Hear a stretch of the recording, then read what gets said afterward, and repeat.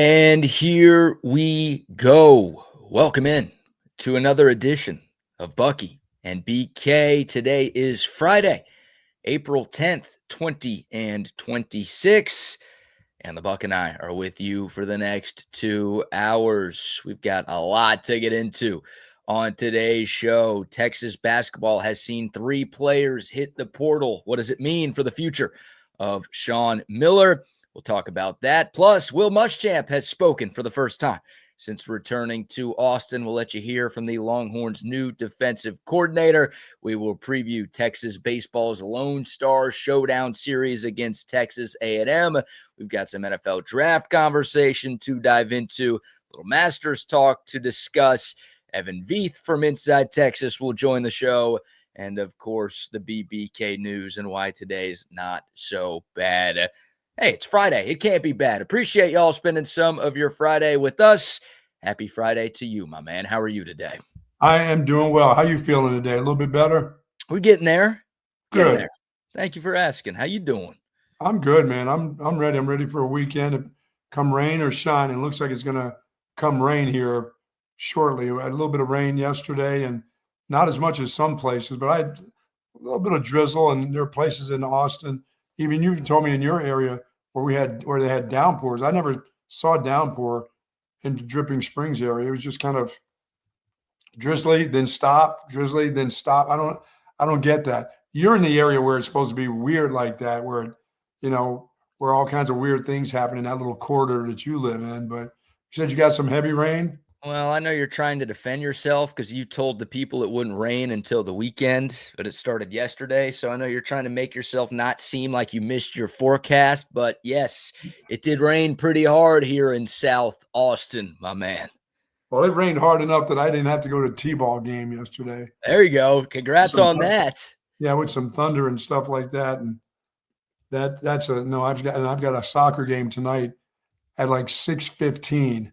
So I'm not saying that I'm hoping it's going to rain. I don't mind. It's just an hour. Those kids, no matter what, they figure out a way to freaking get it in anyway. You know what I'm saying? Or they have to do it on a Monday or a Sunday. It's like they don't lose games. They're getting those games somehow, some way. I'm going to be sitting in the stands or sitting on my little chair somehow on a different day. Youth sports these days is more serious than the pros. So, oh my goodness, I don't know if the kids care. I think it's more the parents care about their kid not getting to play in a game. Yeah, I mean, you want to keep them busy, and Fridays after a long week of school, it's like, and when you have these games at 6:15 and they end at 7:15, guess what? Those kids are tired. Last time I went to see my granddaughter, BK, the wind was blowing so hard where the ball starts rolling with the wind. The little girls couldn't catch up to it. And then they're trying to kick the ball against the wind, and that ball wasn't going anywhere. Some of them got blown over by the wind. So it's one of those deals where my daughter loves it because she said when the kids get home, it's like right to sleep. They don't even think about anything but I'm tired. I need some rest. And she said they'll sleep in a little bit on a Saturday, but hell, they got to get right back to it. There's something going on that Saturday afternoon, and that's good. And it's a good thing. I've never been a parent, but to me, whatever amount of money I would have to pay to make my kids sleep on a weekend, especially, yeah, I'll pay for it. I don't care that youth sports may be expensive. I'll pay for it. Yeah, youth sports, that's what it is. Because they pay for it. It ain't free. No, it ain't. But it's okay. Just keep them busy. Like I said, they do enough. They're sitting there looking at computers all week, and if they can get a weekend where they got to play a couple games, and the games only last an hour, they only let them play an hour because there's just not enough room on fields. People have to have the next group come in. So they don't get to get out there like in the old days for 2.5 hours of soccer, and they don't care. And T-ballers really don't care. They're out there picking flowers in 20 minutes after it starts anyway. Make sure you're only watching your grandkids play. It's starting to sound like you're hanging out watching some of the other kids. I don't know if I like that very much. I got my eye on all the kids when they're playing. The cool thing about T-ball is dads get to go out there on the field with them. You know what I mean? They get to be in the outfield, so they get to patrol the ones that are laying down, picking daisies and stuff like that. Now you're pretending to be someone's dad, so you get to get up close and personal with the kids. Am I following you here? Good day to the soldiers at Fort Hood, Texas, the soldiers in the state of Texas, and all those that fight for us each and every day. Thank you for what you do. We do appreciate it. To you and your families, please do be safe out there if you can. And all you folks, going to be a little busy weekend. It's going to be rainy this weekend, so get your head on a swivel. Roads will be a little bit slick. Yes, indeed. Nice pivot there. All right, we now pivot to some Texas basketball conversation. The transfer portal is officially open. We've spent a lot of time this week talking about some departures from the women's squad. Now we have our first set of departures from the men's squad to talk about. Yesterday, 3 players announced that they are hitting the transfer portal. Nick Cody, a.k.a. the Garbage Man. Yes. Simeon Wilcher, a.k.a. disaster waiting to happen. And Cam Heidi, a.k.a. the Hidden Heidi or the Hidden One. Yes. All 3 of them announcing their intentions to depart Texas. Buck, your initial thoughts on that trio? Hey, they say bad news comes in threes. It was basically within the span of 2 hours yesterday that we found out that all 3 of them were leaving. Your initial thoughts to that news? How are they going to practice? God, they don't have any players. That's what I'm thinking about. How about forget about players for the team? How are you going to practice? You don't have enough players to even practice. Even if I don't think they're great players, you got to have some guys to feel a team and practice against. They're going to be, they're going to have tryouts on campus for guys that want to walk on and be on the practice squad there if this basketball team keeps going the way it's going. I don't even know who they have left. That's the problem. Who's left after those 3 guys? Now, Cam Heidi, I was like, okay, it's probably time for him to go. I mean, the Garbage Man, every once in a while, could he have gotten a little bit better? Maybe, but he's not a big man and never going to be a big man. And Wilcher, like you said, that's just a disaster waiting to happen. At this level, he just wasn't good enough at this level. Yeah. He could come in and spell somebody for 2 minutes. Can't give him any more than about 2 or 3 minutes. He's got to come out of the game. Well, Sim Wilcher, and I don't feel as bad saying this now that he's no longer with the program. That guy could make a lot of bad happen in just 2 minutes. Yeah, wow. I don't know if I trusted him to even be out there for 120 seconds. I'm not sure I trusted him. Yeah, to be out there for 1 possession just didn't work. Out of those 3 guys, I think Cam Heidi was the player that the Longhorns wanted back the most. Sure. I was told that behind the scenes. And look, I would have loved for Cam Heidi to return. I didn't want him back in the starting lineup. Like, he shouldn't have been a starter this year, but sometimes year one of a new coach, that happens. He doesn't have the time. You don't have any other players. Right. It just doesn't have the time to put together the roster that he wants. So sometimes you're a bit shorthanded. You don't have the depth that you'd like to have. And a guy like Cam Heidi has to be in the starting lineup. But I would have loved for Cam Heidi to be coming off the bench next year at Texas. We know he's a pretty solid 3-point shooter. Obviously hit that huge dagger 3 to help the Longhorns upset Gonzaga to advance to the Sweet 16. So I was told Texas wanted him back. I think that one's probably an NIL. I mean, all these are NIL related, right? These guys are going to go get paid somewhere, but I think that may have been the biggest difference there. And then Sim Wilcher, it just didn't work. Like, Texas tried. We're talking about a former high 4-star, on some sites a 5-star recruit out of high school, started his career at St. John's under Rick Pitino, didn't work there, transferred to Texas, didn't work here. Fascinated to see. I wouldn't be surprised if Sim Wilcher's next spot is maybe a step down from a place like St. John's in Texas. And then for Nick Cody, a.k.a. the Garbage Man, maybe my favorite nickname of yours throughout this basketball season. Look, played some valuable minutes in the month of March.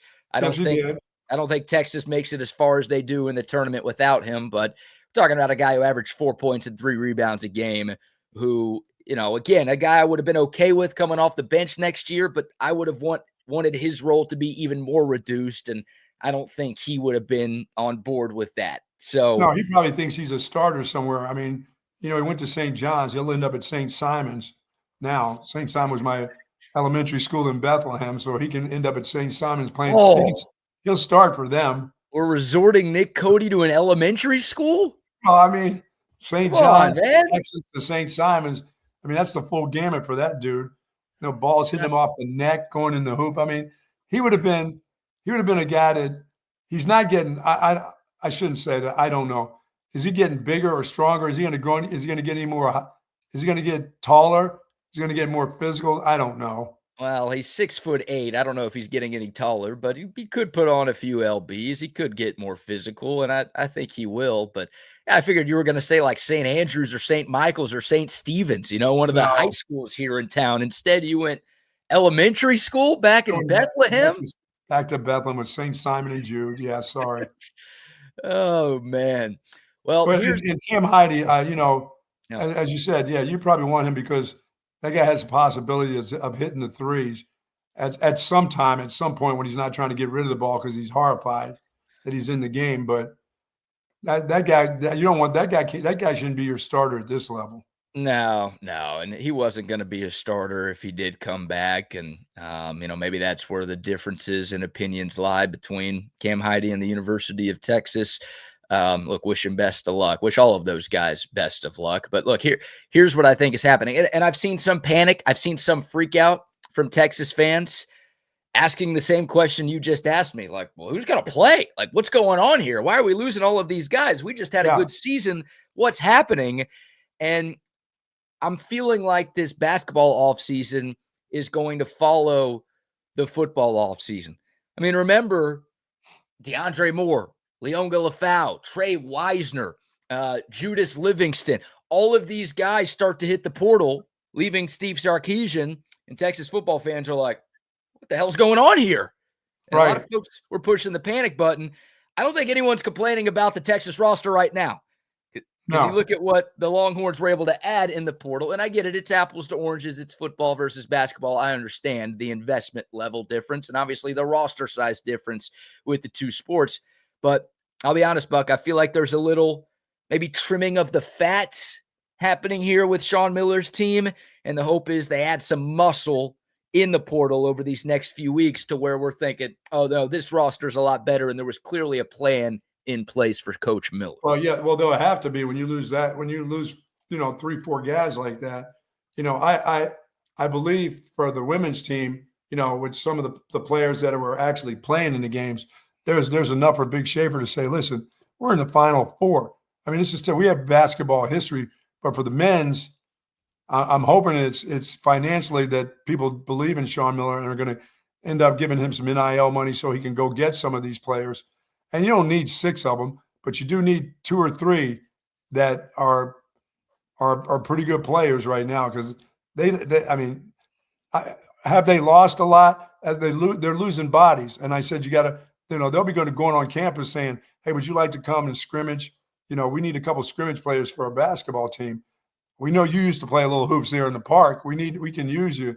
I mean, where do they go? They're going to ask me to play? They could. You're a rec guy. You used to Yeah. play in the Jewish rec league down there I used to on play at the campus. Jewish Community Center growing up. I don't think they had the separate Jewish league at Texas. Yeah, you could get some of the boys to go out there and play Used to for some practice games. hoop at Gregory Gym a little bit. Or if you Oh, have to go there and pick them up, you have to. where do they go? They go to the portal, the same place the players they're losing are going. Like they're going to go to the portal and add some players, and they don't need just 2 or 3. Like now they need 5 or 6 I because, know that's hard. That's for me hard. But you do want players that can actually play too. of course you do. But you You're just start to not going to wonder. giving guys a couple $100 to come and play. I mean, No, well, they're you not got to gonna be do good. that. They're not gonna ask the Jewish fraternities on campus for a couple of guys to play on the team. All right? Have some faith. Uh, it's just weird the way college basketball. I mean, you just football. At least you can get away with. You're going to keep some attrition. You're going to have some guys hanging around. Basketball, you lose like 4. It's like you lose the team. Well, yeah, and we just talked about the 3 guys who hit the portal with Nick Cody, Sim Wilcher, and Cam Heidi, but you think about the other players who are out of eligibility who won't be back next Right. year.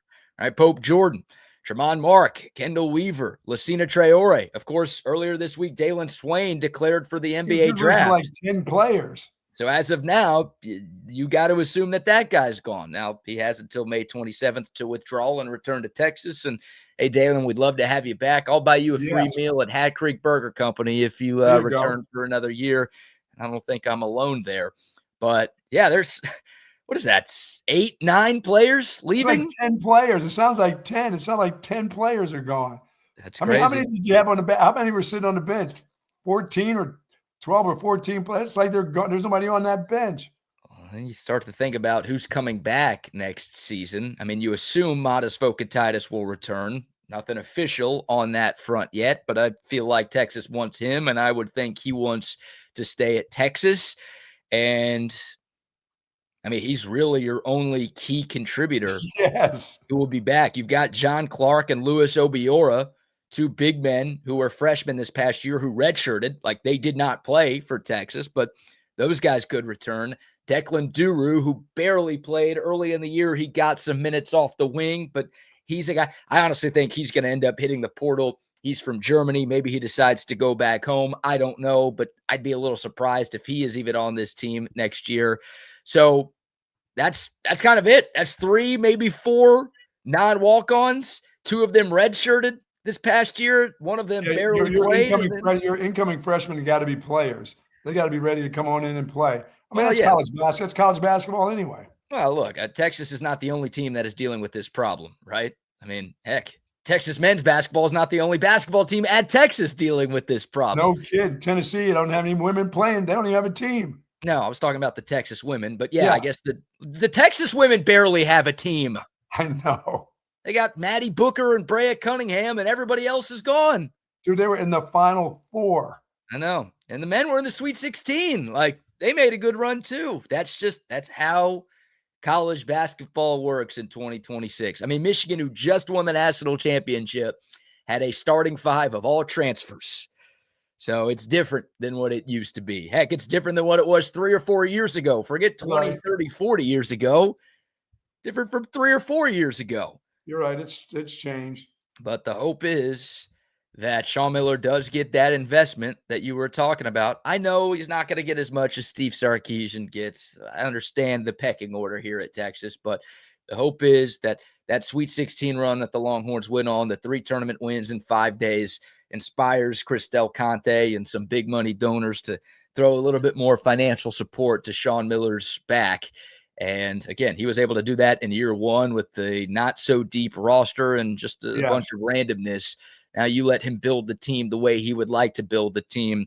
And I feel like the only way to go is up for Texas. And once again, 1 or 2 of those freshmen have to be, I mean, we see it all over the country. Freshmen are playing basketball and leaving in year 1, leaving to go play to go play places. So they're good. It's not like, a freshman can't come in here and be a star. I mean, what do they have? At least 2 real chancy guys that could possibly put a lot of minutes in.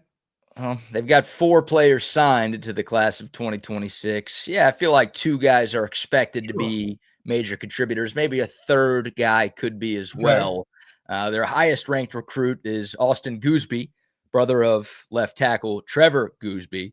5-star player, top 20 player in the country, McDonald's All-American. I mean, if you're looking for one freshman, him to be your starting guard. Yeah, well, as of now, all 4 of these guys might start. Yes, that's right. You're absolutely right. I'm trying to make him the starting guard. Like the rest of them are going to be forwards and everything else. They're all going to be starting. Not anybody else. I think as of this moment, your starting lineup is your 4 high school signees and Modest Vocatitis. Yes. Now, that's not what it's going to be when we get to the fall. But, yeah, Austin Gooseby, there's a good chance he is in the starting lineup as a true freshman. He's that good. You also have Bo Ogden, son of Texas assistant coach Chris Ogden. Yes. Plays at Westlake, top 40 player in the country, sharpshooter. He's a guy who will have some sort of role on the team. I don't know if he'll start, but again, as of right now, I guess he would. But I would think he'd be coming off the bench. You've got Joe Sterling, another combo guard from California, another solid shooter who could have some sort of role. And then your last signee is a big guy, Coleman Elkins, who's more of a stash developmental dude. He'd probably redshirt in year 1. So that's what's coming in. And again, the Longhorns are going to be hitting the portal hard. I mean, the dead period is now officially over. There are going to be some players in Austin this weekend on visits, and that's going to continue into next week and through next weekend and so on and so forth. But yeah, just brace yourselves, Texas basketball fans. It is going to be a very different looking roster this season for the men and the women. Amazing. You have a great year. I mean, for basketball, you had a great men's and women's season.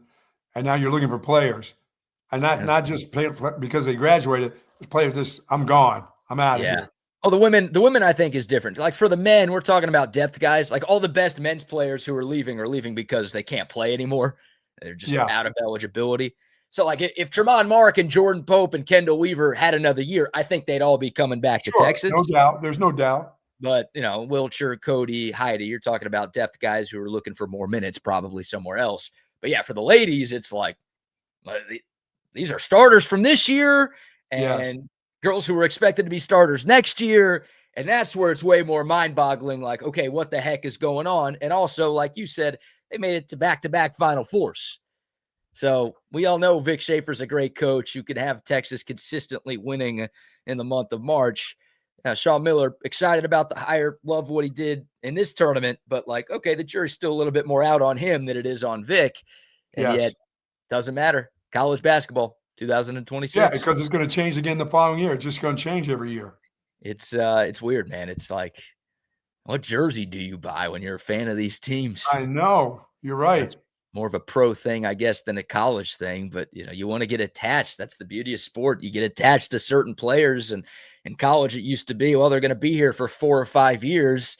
Nowadays, it's you're lucky if it's 2. You're real lucky if it's 2 now. If they're and especially if they're good. If you're a young guy that plays a lot as a freshman, dude, they could be gone. Somebody will offer them more money, or they'll be gone to the next level. Their agent will tell them it's time to go. No need to be around here. And some of these agents, I mean, they're just floating around random numbers to try to drive the market up for their clients. And don't hate the player. Like, look, agents are shady. They're slimy. And I'm mad at them, but I'm thinking don't hate the player, hate the game. They're allowed to do all of this stuff because of the lack of rules that we have in college sports these days. You're right. So that's how it is. But yeah, 3 departures for the Texas men yesterday, maybe 1 or 2 more coming. But I do think some good news. I'm very confident some good news will be coming the Longhorns' way. Some trimming of the fat, some adding of the muscle.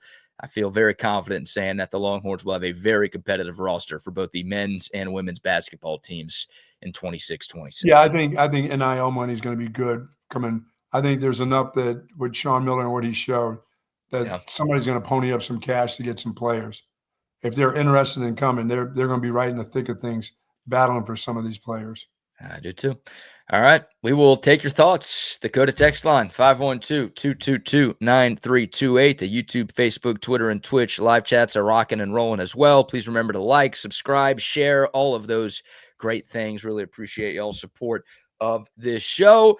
We'll get into some Texas baseball conversation. The Longhorns and the Aggies opening up a 3-game series in College Station. We've got some sound from Jim Schlossnagle. He was asked a couple of different times about what he expects his reception to be in Aggie Land this weekend. We'll let you hear from the coach in a moment. But before we do that, how about some sponsor shout-outs? Folks, if you're seeking that specialized patient-focused orthopedic care, contact the experts and our friends at Texas Orthopedics. Their physicians offer comprehensive surgical and non-surgical care for children and adults, spinal care, sports medicine, trauma care, joint replacement, and more. Dr. Danny, Dr. Stockton, dedicated orthopedic surgeons there. Their goal is to get you right back into good health and the great quality of life that you deserve. Texas Orthopedics is the largest independent orthopedic practice in Central Texas. For more information, go to txortho.com. Yes, indeed. Shout out to Texas Orthopedics. Also, shout out to centextickets.com. What a great time of the year to be a sports fan. So much happening. And if you want to attend any game in person, Centex Tickets is the place to go. Longhorn baseball, Longhorn softball, Austin FC, Texas Stars hockey. They've got you covered. Plus, if you want to catch a San Antonio Spurs playoff game, you want to catch an Astros or a Rangers game, the Dallas Stars open up postseason play next weekend. Any of those tickets, you can find them online at centextickets.com. They've got concerts, comedy shows, Broadway shows, you name it. Any live event coming across the great state of Texas. Again, centextickets.com has you covered. Don't forget to use the promo code CENTEX10 at checkout. You type that in, you're going to get 10% off of any ticket purchase from our great friends at centextickets.com. And our good friends at Relax Back embrace a holistic approach for a healthier lifestyle based on 35 years of proven expertise. My back couldn't be happier. Boy, am I happy after not taking of course, my gummy the other day. My back paid a price, but boy, I got in this chair yesterday and sat back in it. This is a great chair I got from Relax the Back 20 years ago. I've not given this chair up. I know they've got some new ones out there, but this one fits my back, my lumbar area, and my thoracic back, which I had major surgery on years ago. If you've got a problem with your neck, your shoulders, thoracic, lumbar, hip area, please go to our friends over at Relax the Back, folks. They've got something just for you, whether it's a mattress set, Tempur-Pedic mattress set, human scale office chairs, desk, and all the accessories. You can get that at Relax the Back. Get it for yourself. But if there's somebody that's been complaining for a long time about pain in their neck and their shoulders, tell them just take a little drive over to Relax the Back. See the folks over there. They may find something that's going to fit them. 2 locations. One is at the Hill Country Galleria across from Whole Foods, and in North Austin at the Gateway Shopping Center, right across the street from the Container Store. Live pain-free like the Buck at Relax the Back. Yes, indeed. Love Relax the Back, and also love our friends at the Altstadt Brewery. If you're looking for something to do this weekend, how about a trip to Fredericksburg? The Buck was just there a couple of days ago. Drove by the Altstadt Brewery. Thankfully, you didn't stop in for a beer, did you? No, I did not. The grapes out there make me a little goofy, so I decided not to stop. I could just keep on going. I had a smooth ride. It was fantastic. But boy, that place is beautiful. It's awesome, man. It is massive. You can't miss it. Love the Altstadt Brewery. Voted Brewery of the Year in the state of Texas back in February. And some of the beers that they put out are just fantastic. A great German-style lager, a great German-style Kolsch. They've got a Hefeweizen. They've got a Pils. They've got a light beer. They have something for everyone. So whatever you're doing this weekend, maybe you're just laying up on the couch watching golf. Maybe you're hitting the town, going to your favorite sports bars and restaurants, enjoying some of the springtime weather here in Central Texas. Altstadt Beer, perfect for any occasion. I'm back to beer. I'm back to bread. I'm back to the Altstadt Beer. So I've got my medicine back, thankfully. Of course, whatever you're doing this weekend, please remember to drink Altstadt responsibly. It is the official beer of BK. It should be the official beer of you as well. It's Altstadt Beer. No impurities, no regrets. Sweet. All right. Tonight, yes, the biggest series of the college baseball season gets underway. It's Texas. It's Texas A&M. A top 20 matchup. The Longhorns coming into this one ranked number 2. The Aggies ranked number 18. Obviously a historic rivalry. Just anytime the Longhorns and Aggies get together in any sport, it's a big enough deal. But obviously you pour an entire bottle of gasoline onto the fire. When you steal their coach, when you take their coach and yank them right out from under their faces. That's exactly what happened. One day after the Aggies lost the College World Series final to Tennessee in 2024, Jim Schlossnagle was the head coach at the University of Texas. And you know A&M fans have been waiting on this day for 2 years, and they finally get it. Obviously, they get 3 days in a row with a 3-game series happening. And here's what's fascinating about this weekend in College Station, Buck. I did not realize this. This is the first time the Longhorns will play a 3-game series in College Station since 1992. Oh, my goodness, 3? Obviously, a lot of the time, Texas and Texas A&M were in different conferences. But back in the Big 12 days, when both teams were in the Big 12, they used to set it up to where you'd play Friday night in Austin, and then you'd play Saturday and Sunday in College Station, or vice versa. Like they used to split the series every year so both teams would get a taste of the rivalry on their home diamond. So this is literally the first time in 34 years that Texas will have to play a full 3-game series in College Station. How's that? That's got to be a thrill for a player, man. The atmosphere there is going to be sick. Going to be, sick. And you know what today is, Buck? Today is National Farm Animals Day. Wow. Open up the gates and let them out, or let them in. Let them out in the field. That'd be great. Going to be sheep. There are going to be goats. There are going to be cows. There are going to be whatever the hell else they have in College Station grazing around the outfield while Texas is trying to play. Oh, hey, if you people need any goats to take with you, I got a neighbor next door that has all kinds of goats. Go on over there, open up the gate, and take a few with you there. Take them off my hands. please. Yes, please. So it's great. I mean, same conference, same rivalry, but a whole new layer added to it Yeah. with Jim Schlossnagle returning to College Station. Here with Schloss earlier this week, he was asked about, first of all, his emotions going into this 3-game series in College Station. Yeah, excited actually. Super excited. Looking forward to another awesome weekend in the SEC. Great rivalry. Honored to be a part of it. Looking forward to seeing some former players who I've heard from and some very close friends that I made over there. So honestly, just really looking forward to it. They were your close friends. I'm sure some of them still like him, right? No, dude. No, they don't. So Like, not the fans who never met Jim Schlossnagle, but the guys he was actually friends with. No, even the faculty. As soon as he gets off that bus, things change. When he gets off that bus and puts on his little coach's outfit, his uniform, which still don't know why they do that. They don't play. Why are they wearing uniforms? But as soon as he does that, it's over. As soon as he gets off the bus, BK, it changes. Remember how tight we were as friends? Not anymore. Now I remember what happened.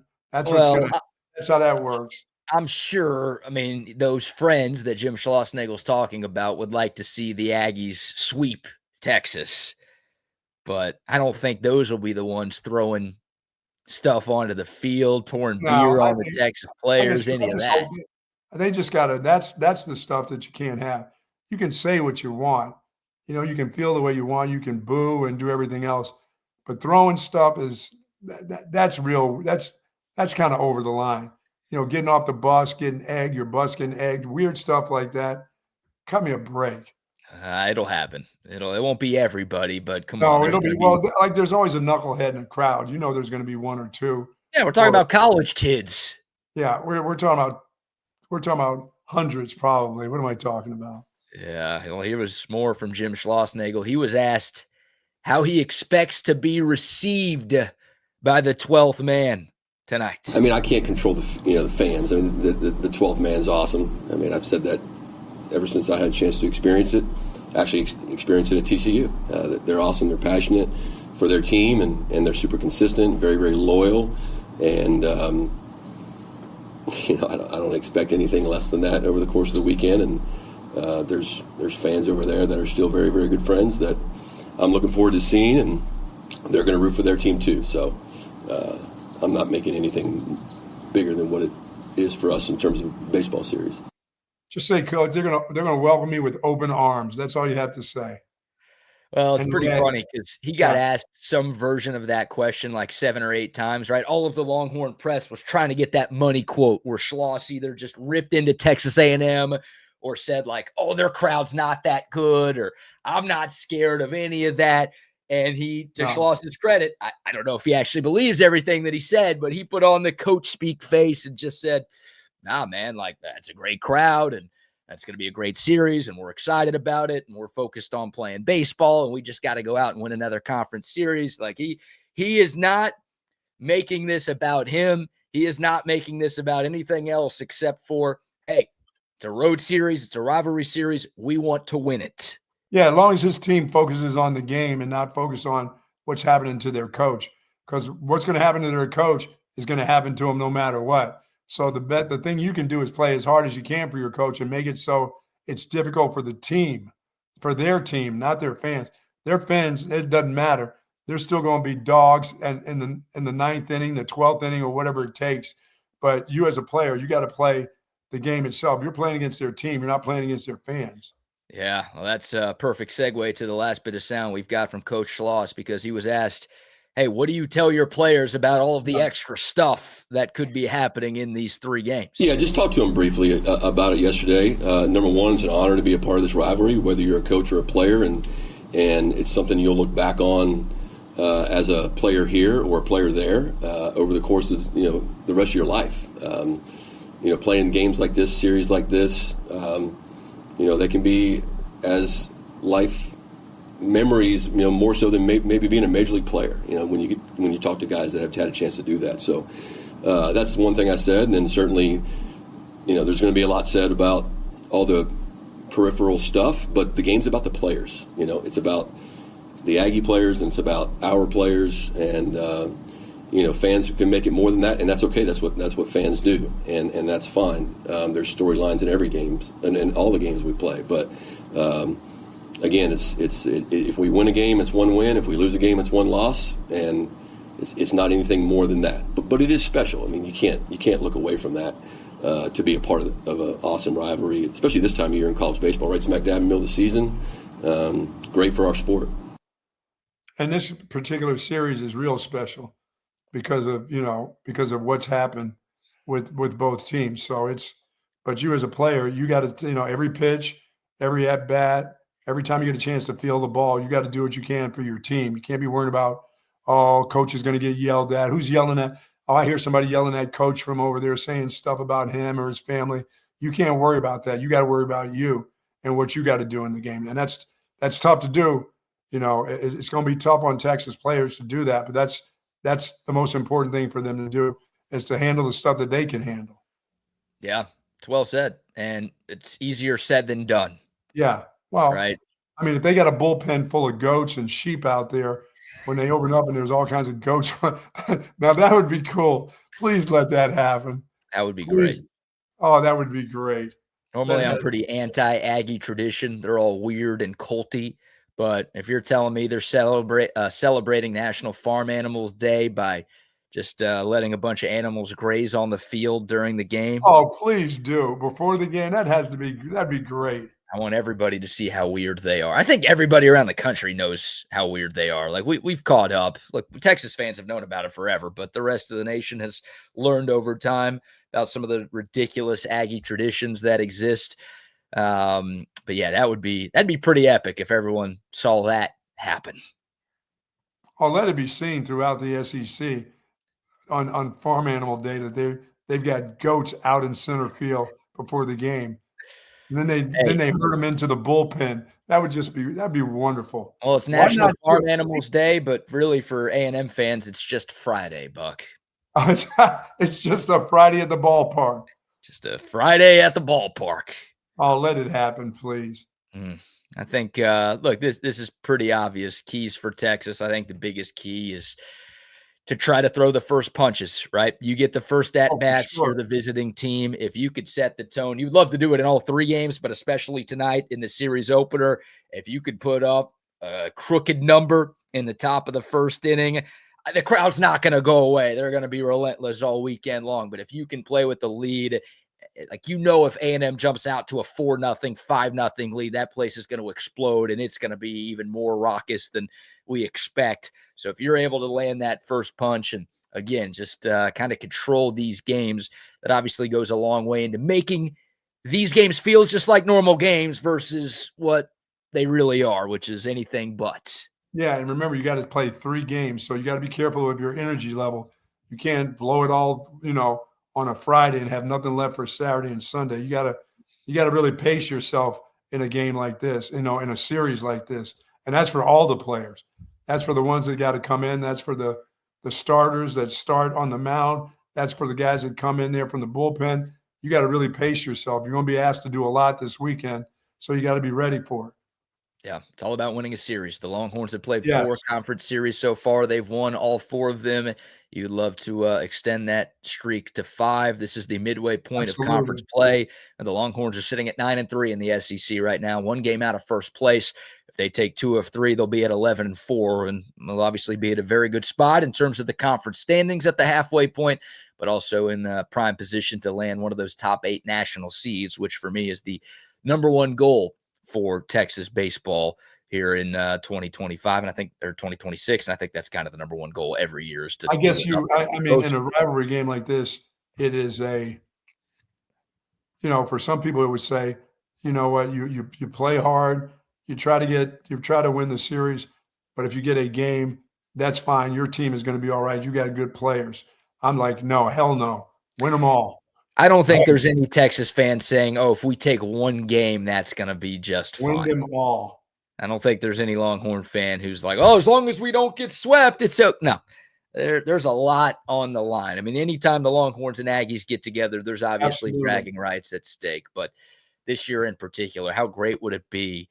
And it'd mean way more for the guys in the locker room. Sometimes it's more about the fans, But this one Yes, is way more about the head coach and obviously the players on the I would say team. yes. If they're able to take 2 of 3, obviously, if they're able to sweep, then okay, best case scenario, no question.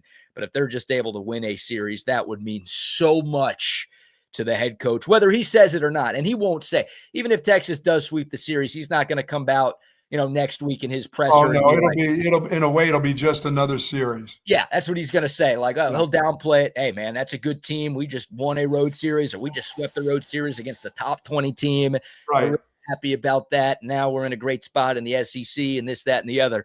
But deep down, it ain't even that deep. Yeah.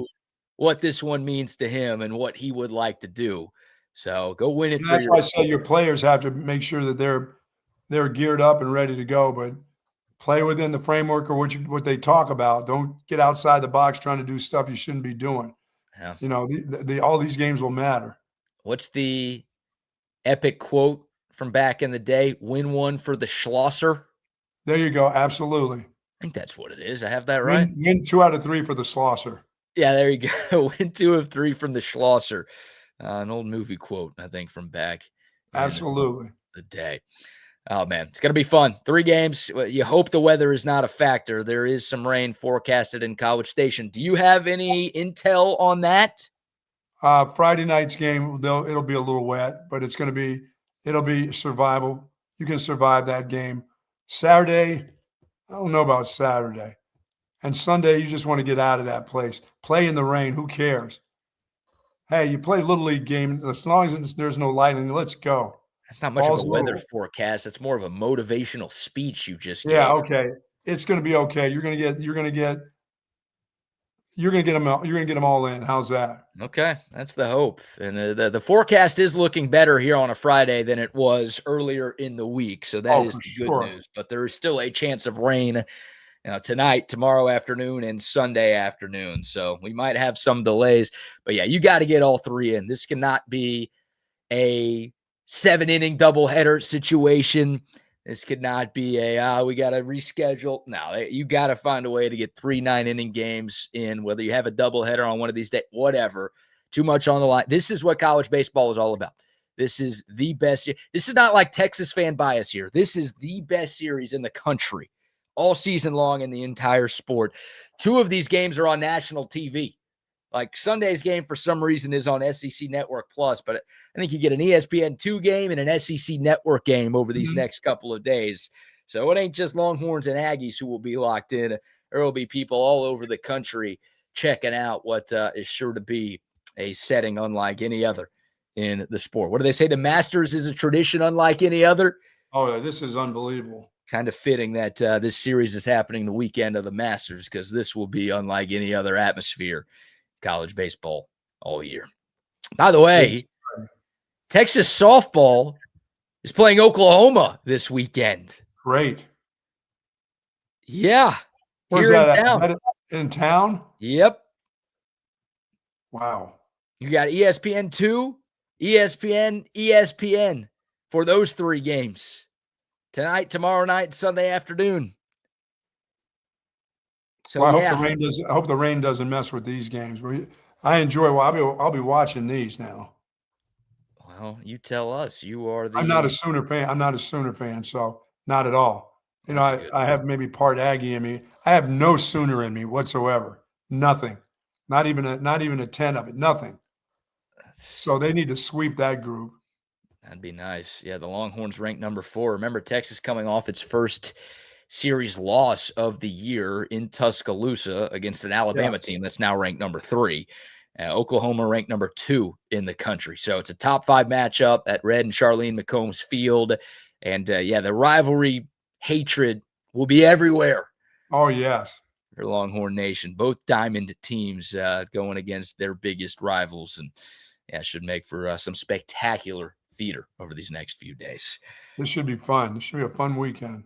Yes, indeed. All right, we will talk more about Texas baseball with Evan Veith of Inside Texas at the top of the hour. In a moment, we'll let you hear from Will Muschamp. Coach Boom spoke for the first time since taking over as the Longhorns defensive coordinator. But before we shift the conversation to the gridiron, how about a few more sponsor shout-outs. Let's talk about our friend Matt King and what Matt King is going to accomplish. A 2,000-mile journey across the country by bike, led and powered by Gobundance and driven by one mission.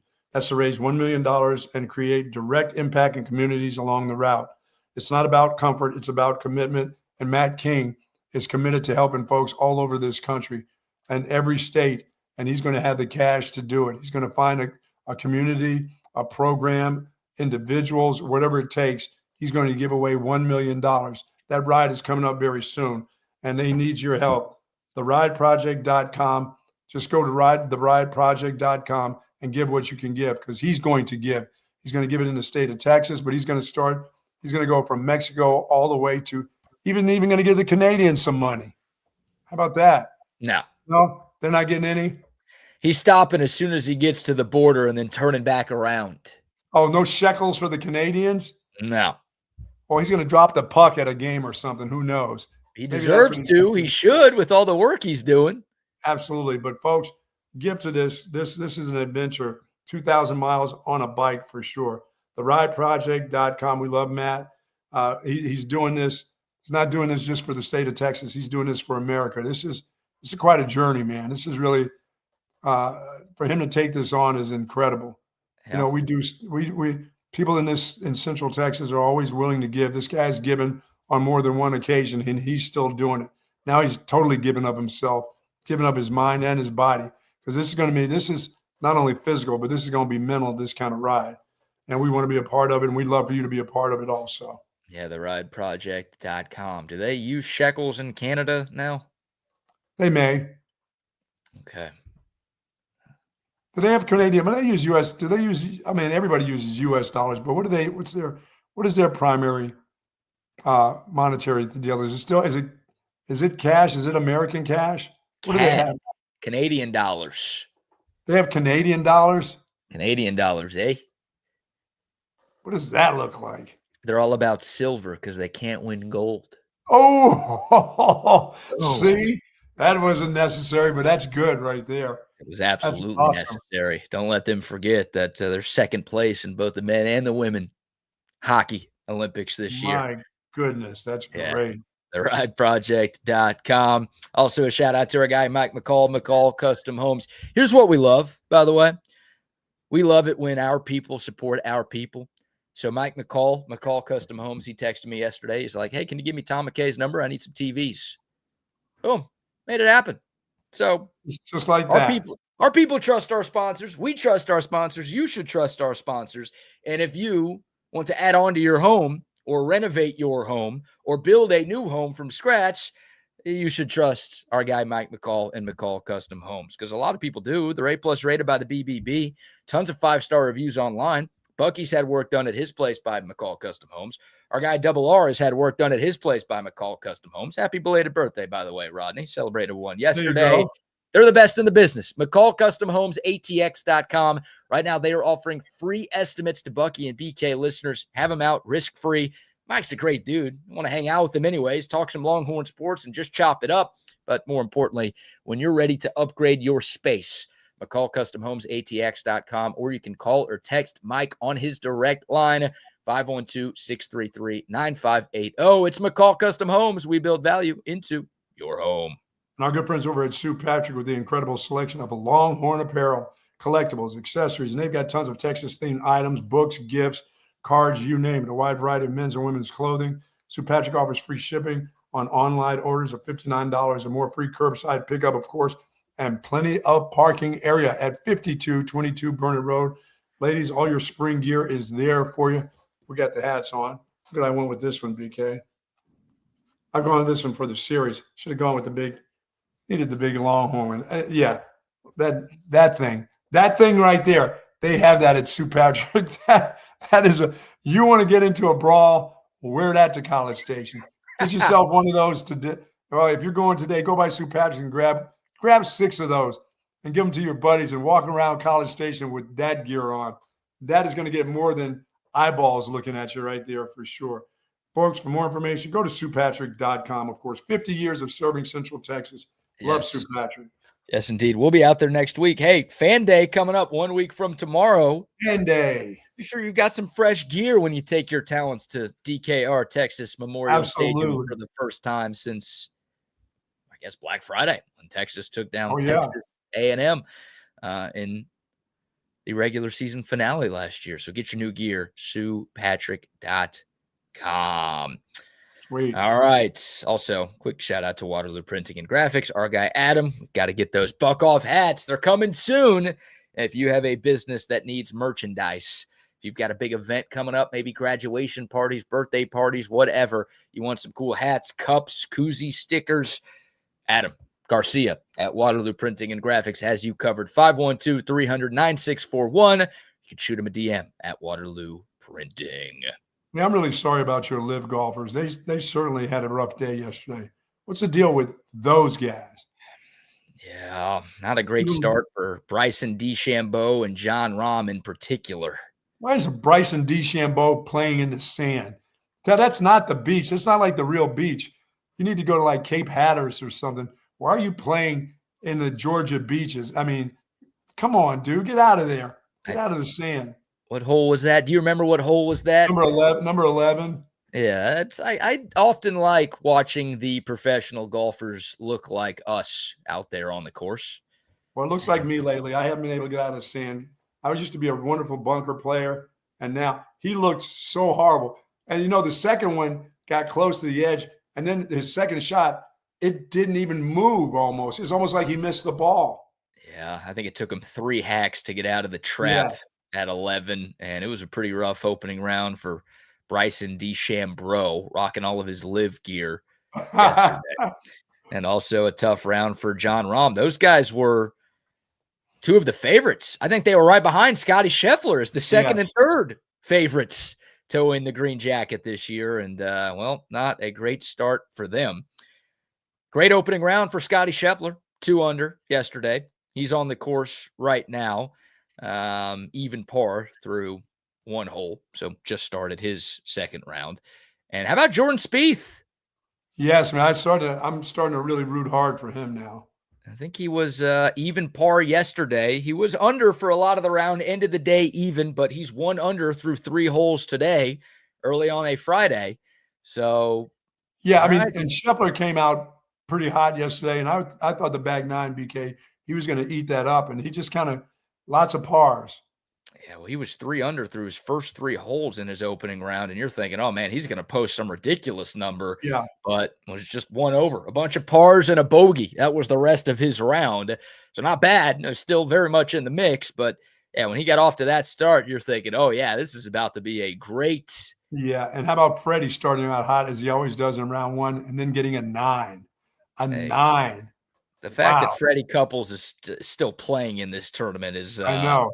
A minor miracle. So that was great to see. But yeah, he was the story for a lot of Thursday and then fell apart late, started looking like Uncle Jack with this snap hook towards the end. Did anybody come out of that? Everybody okay in that? That just bounced off a leg or something? I think everyone is okay from that. You would still be on the ground. If that had been you, you'd still be just in pain, laying there with your leg patched up, waiting for Jack to give you some money. Oh, yeah, I'd be in court already, like just taped up from head to toe, full body cast. Like, I'm hurt. I can't move because of this shot I just took from Jack. By the way, they truly moved those folks back now. I wonder what they're going to do now from this point on.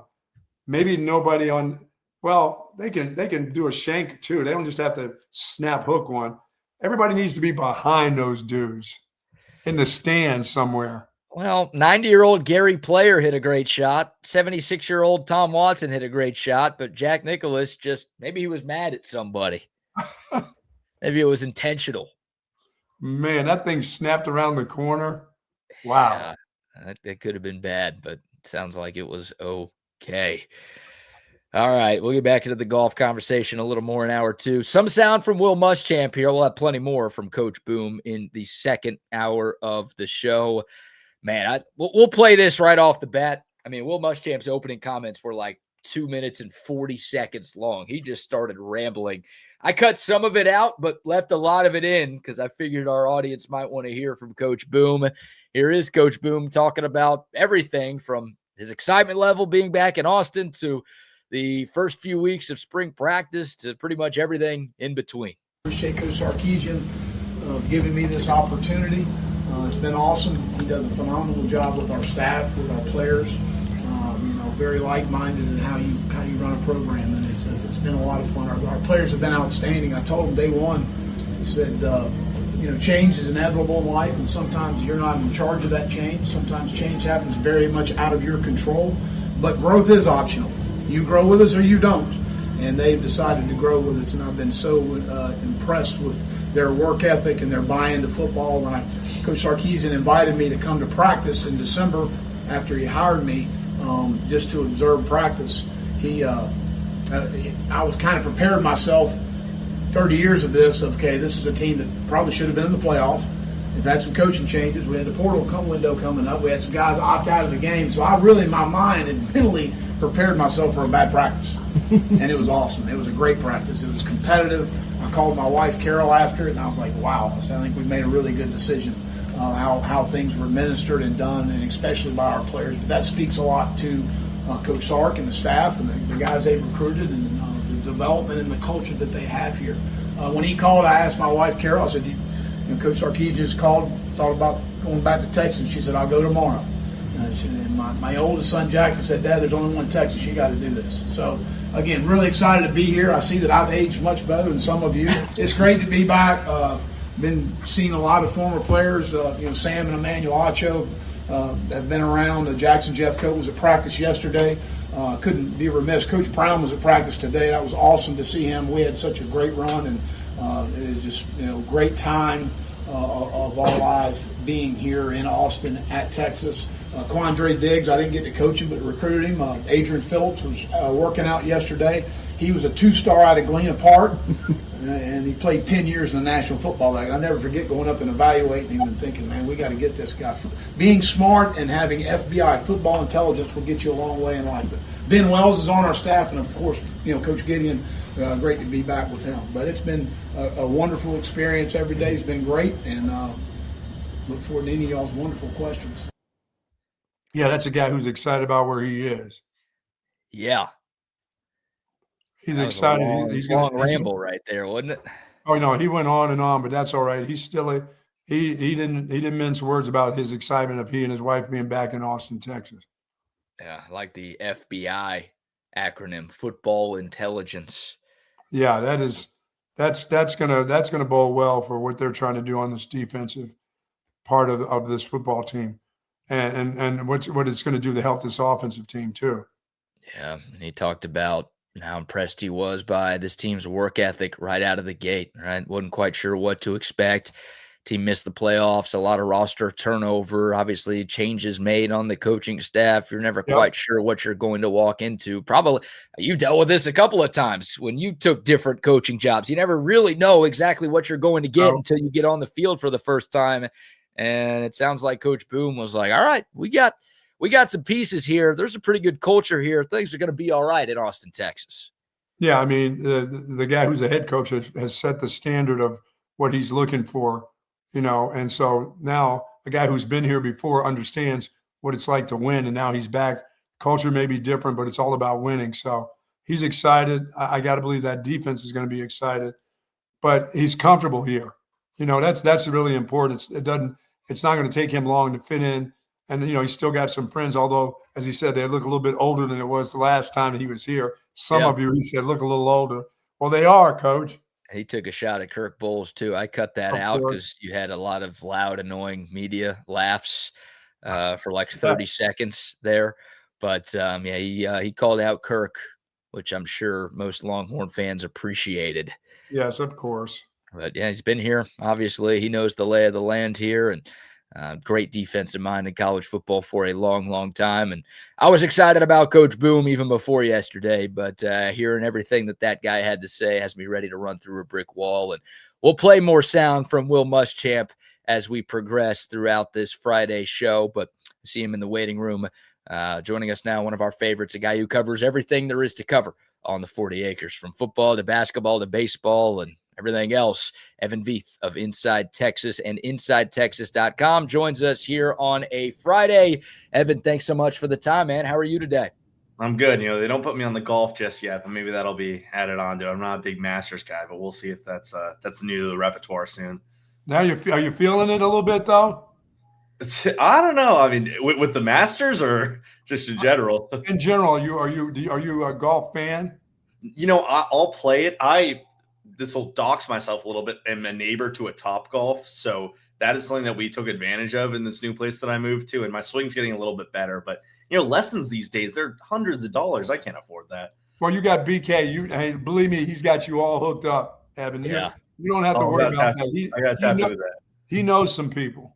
I know some people. Academy of Golf Dynamics. Shout out to them right now, Evan. I'm going to hook you up with those dudes. They are good people. Well, let's dive into the Longhorn conversation. And we were just talking about Coach Boom. He spoke for more than half an hour yesterday for the first time since returning as the defensive coordinator at the University of Texas. Guess right off the bat, Evan, your biggest takeaway or takeaways from everything Will Muschamp had to say yesterday? Yeah, he really held court there for a good bit. That personality's back. I heard you guys saying right before he came in, that little jab he threw at Kirk Bowles. That was a funny one that got us laughing. But yeah, I think you're reminded about the guy that you kind of fell in love with back in 2009 and the coach that kind of took Austin by storm in a way back then. And of course, fans wanted him to be the one who replaced Mac Brown. That didn't happen. And this is now the first time he's really back in 15 years. But I wasn't around that at that time. I was too young to be observing, but it's all the stories and the things you hear about him. You could feel that once again when he was there. You're talking about that fiery kind of football obsessed mind. There wasn't a lot of joking outside of talking football. That's all he really wanted to talk about. And talked with us a lot about kind of that mentality he's bringing to the team and just what he expects from his players. And that showed up with that NT equals NP shirt, the no thud equals no play. And he really, he was waiting for someone to ask him about that. And when it came up, he said, yeah, like you, if you aren't thudding in practice, if you aren't specifically tackling well, we're not going to let you on the bus. It's not going to happen. And that's just kind of that fire that from Muschamp and that mentality that kind of brought him up to where he got to at the very top of college football. And so I think that excites a lot of people. And he gives you a reason to be excited because he's a charismatic guy. He can talk with the media. He didn't look uncomfortable in front of the cameras for the first time in 15, 16 years in Austin. But he also just brings this mentality of like, I'm going to get it done. And I know the players know that I'm going to get it done. And he joked when someone asked him, like, what was your recruiting pitch to keep guys like Colin Simmons, Jelani McDonald around? He said, didn't have to pitch much. I just said it's Texas. And he didn't really say it, but kind of insinuated like, yeah, it's Texas and you're playing for Will Muschamp. Like, let's not overthink this. You're going to get paid anyway. Like, this is the place to be for you. So I think there's definitely that buzz and excitement. I was trying to recall from last year. I don't think we did a spring assistant coaches interview. I think it was just in the fall. So they're probably feeling pretty good about the program if they're throwing them out in the spring. And maybe we'll talk to him one more time before the year starts. Now, when you listen to him talk, is that a guy that, as you said, 15 years later, that same enthusiasm when he got here? You don't know much about him, but does it sound like he's still that young man, that's young fire inside of him? Or is he an older, mature guy? I mean, because he's been a head coach, he's been an assistant coach, he's been an analyst, he's been a little bit of everything since he's gone. But does he sound like a guy who has that kind of fire that can continue to burn? I think there's definitely that maturation that came with him. He's talked a lot about, 2 different times asked about kind of the way football's evolved since we last saw him. Mm-hmm. And it was, firstly, how has his defense evolved? And that's where you saw that fire of when he was younger. It's like, we're still playing tight coverage. We're still going to make the quarterback throw it into tight windows. We're going to stop the run. We're going to make him play left-handed in one phase of the game. That's all they can do. And he was very excited to go out and talk about that. And that's what you hear about him is that, like, I have my style of defense. I know it works. I'm going to throw it out no matter what and who I'm playing against. But he admitted, like, now you have to be more multiple. Like, it can't just be press man coverage and whatever front that you're running the whole game. We've heard it from practice reports. They're doing 3-man fronts. They're doing 4-man fronts. You even might see a penny front, which is kind of close to like 4-6 or 5-2, where you're kind of bringing that money backer down. Like, he has to be different in the way he approaches the game, because I believe it was myself who asked him, like, how was the offense changed? What's the difference between now and 2009 when you were going to the national championship game? And he said, yeah, like these teams, they didn't need the tempo. They wanted to play as, set in stone and in their ways, and let's go methodically down the field. And now it's tempo, motion. And he said it's great for him to learn from Sarkisian, because Sark runs in motion every single play, and there's a different formation, but every formation has motion, and they have different types of tempo ability, and they want to snap it within 15 seconds of getting into the huddle and out into the field. So it seems like he's learned a lot since those times, and that led to a lot of jokes with him. Like, he wouldn't admit to where the last time he called plays was, but he was made it clear, like, I'm comfortable calling plays going forward. So I do think there's that good mix of, like, he's learned and he knows that the game is not the same as it was in 2009. And that probably helped a lot going under Kirby Smart and having, Schumann as well as that kind of three-headed monster in their defense. But I think he gets, like, even in the modern NIL game with the changing landscape of things, like, you're still running that Coach Boom defense. You're still playing press man coverage. You have to have the right athletes to do that. And he seemed pretty happy with the players that he inherited on this team. And of course, we've heard great things about a lot of these transfers. Love to hear it. Evan Veith of Inside Texas and InsideTexas.com joining us here on Bucky and BK. What about surprises? We've got 4 spring practices left, 1 tomorrow and then the 3 next week. Obviously, everything culminates with Fan Day coming up 1 week from tomorrow. But you can stick with Will Muschamp's defense. You can go to the offensive side of the ball. Maybe a surprise player or two that is getting more love and praise than maybe you anticipated going into the start of the spring. Yeah, on offense, I think the name that's really been popping on, especially over on Inside Texas, this is a guy we've heard great stuff about, is Spencer Shannon. Like, that's not a name that you expected to be talking about much, and especially with Michael Masunis coming in, it was almost like all right, Shannon's kind of over there, and then we've got Townsend and Masunis, but he's always needed to get the pounds up. Like, the problem was never how tall he was or how good of a blocker he was. He just wasn't quite big enough, and they finally in the strength program got him up to that 265 range, that like super blocking tight end, NFL size of player. Now you're looking at a guy who's 6'7", 265. What we heard is his hands have gotten a lot better. He's catching everything. You're not seeing him as a yak threat as much. He's not quite Gunnar Helm yet, but legitimately they now have 4 tight ends that they could throw out onto the field at any time. And the 4 kind of match the styles of play they want to have. They have 2 kind of move H kind of guys in Townsend and Winston, but then Masunis and Shannon, like, imagine that tandem on the field at the same time blocking on a run play. Like,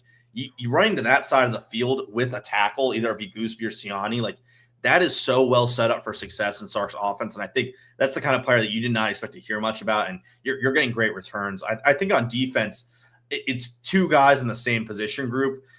Bo Masco, we knew he'd be a contributor, a player, someone to monitor. I think when people first saw the name and saw the Rutgers tag and maybe saw where his spot was in the transfer portal rankings, it was, okay, like, are he and Kobe Black competing for a spot? Is there like a good-hearted competition that maybe he wins because he's more of the veteran? But this is a guy who will come in and be good.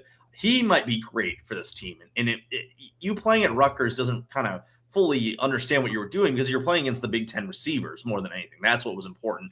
He already had that connection with Mark Orfe. It was a very obvious connection to get him to campus, but we've heard so many great things about his ability as a corner in coverage, both nickel and outside, which works well with Grayson Littleton. You want both of them to be able to interchange, and you can play a lot of matchup hunting with those two. Like if there's a certain slot receiver that works better against Masco, you can just have Masco on him. I think Masco's going to be one who's a bit better if you want to have guys go downfield. It's better to have him on that guy. I think he's got a tiny bit more foot speed, a little bit better in the press coverage type of scenarios. But Grayson Littleton, that's a guy who can play his own coverage really, really well and follow receivers across the field better than anyone on the team, I think. And then Smoke Matthews.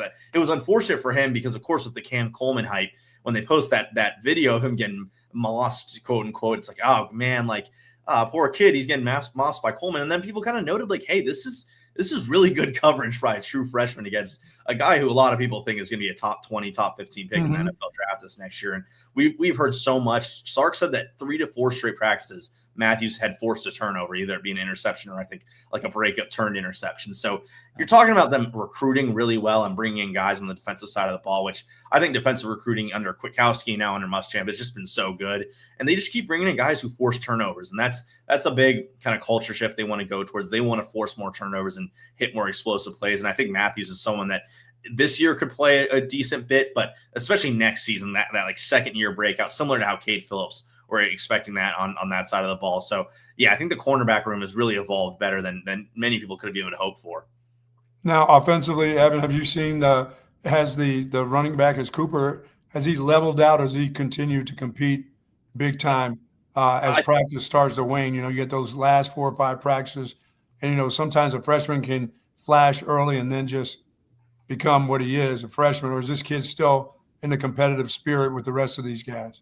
I think maybe there's a little less of that like wow factor. It was really the burnt orange Kool-Aid was pretty high in like practice 3 and 4 when we're like, oh, Derek Cooper's the best back in the room. Like he's playing better than Hollywood Smothers and Malik Brown. And maybe it's not quite there right now. It's funny. Smothers is the one we've heard the least about, even though I thought when he and Brown were both added, and even still coming into the season, I feel pretty confident that he's RB1 if there is one. Mm-hmm. He's going to get the most carries. I think it's because he's more that inside of the tackles kind of back, and a little stronger 6 yards. Exactly, yeah. And Brown's more that home run hitter. We'll throw him on wheel routes, get him on screens, outside zones, any chance that you can get him to get open and one-on-one with a defensive back. But I think Cooper's going to play a lot this year, and it's dwindled down a little bit in the sense that you just can't hit a 60-yard home run, touchdown run every practice. Sure. But I mean, this guy, the staff thinks he's way more advanced than the average freshman running back. I think they kind of got the evaluations wrong at the end. He was the number 2 back in the nation for a while on big recruiting sites, on 3 our own site Rivals.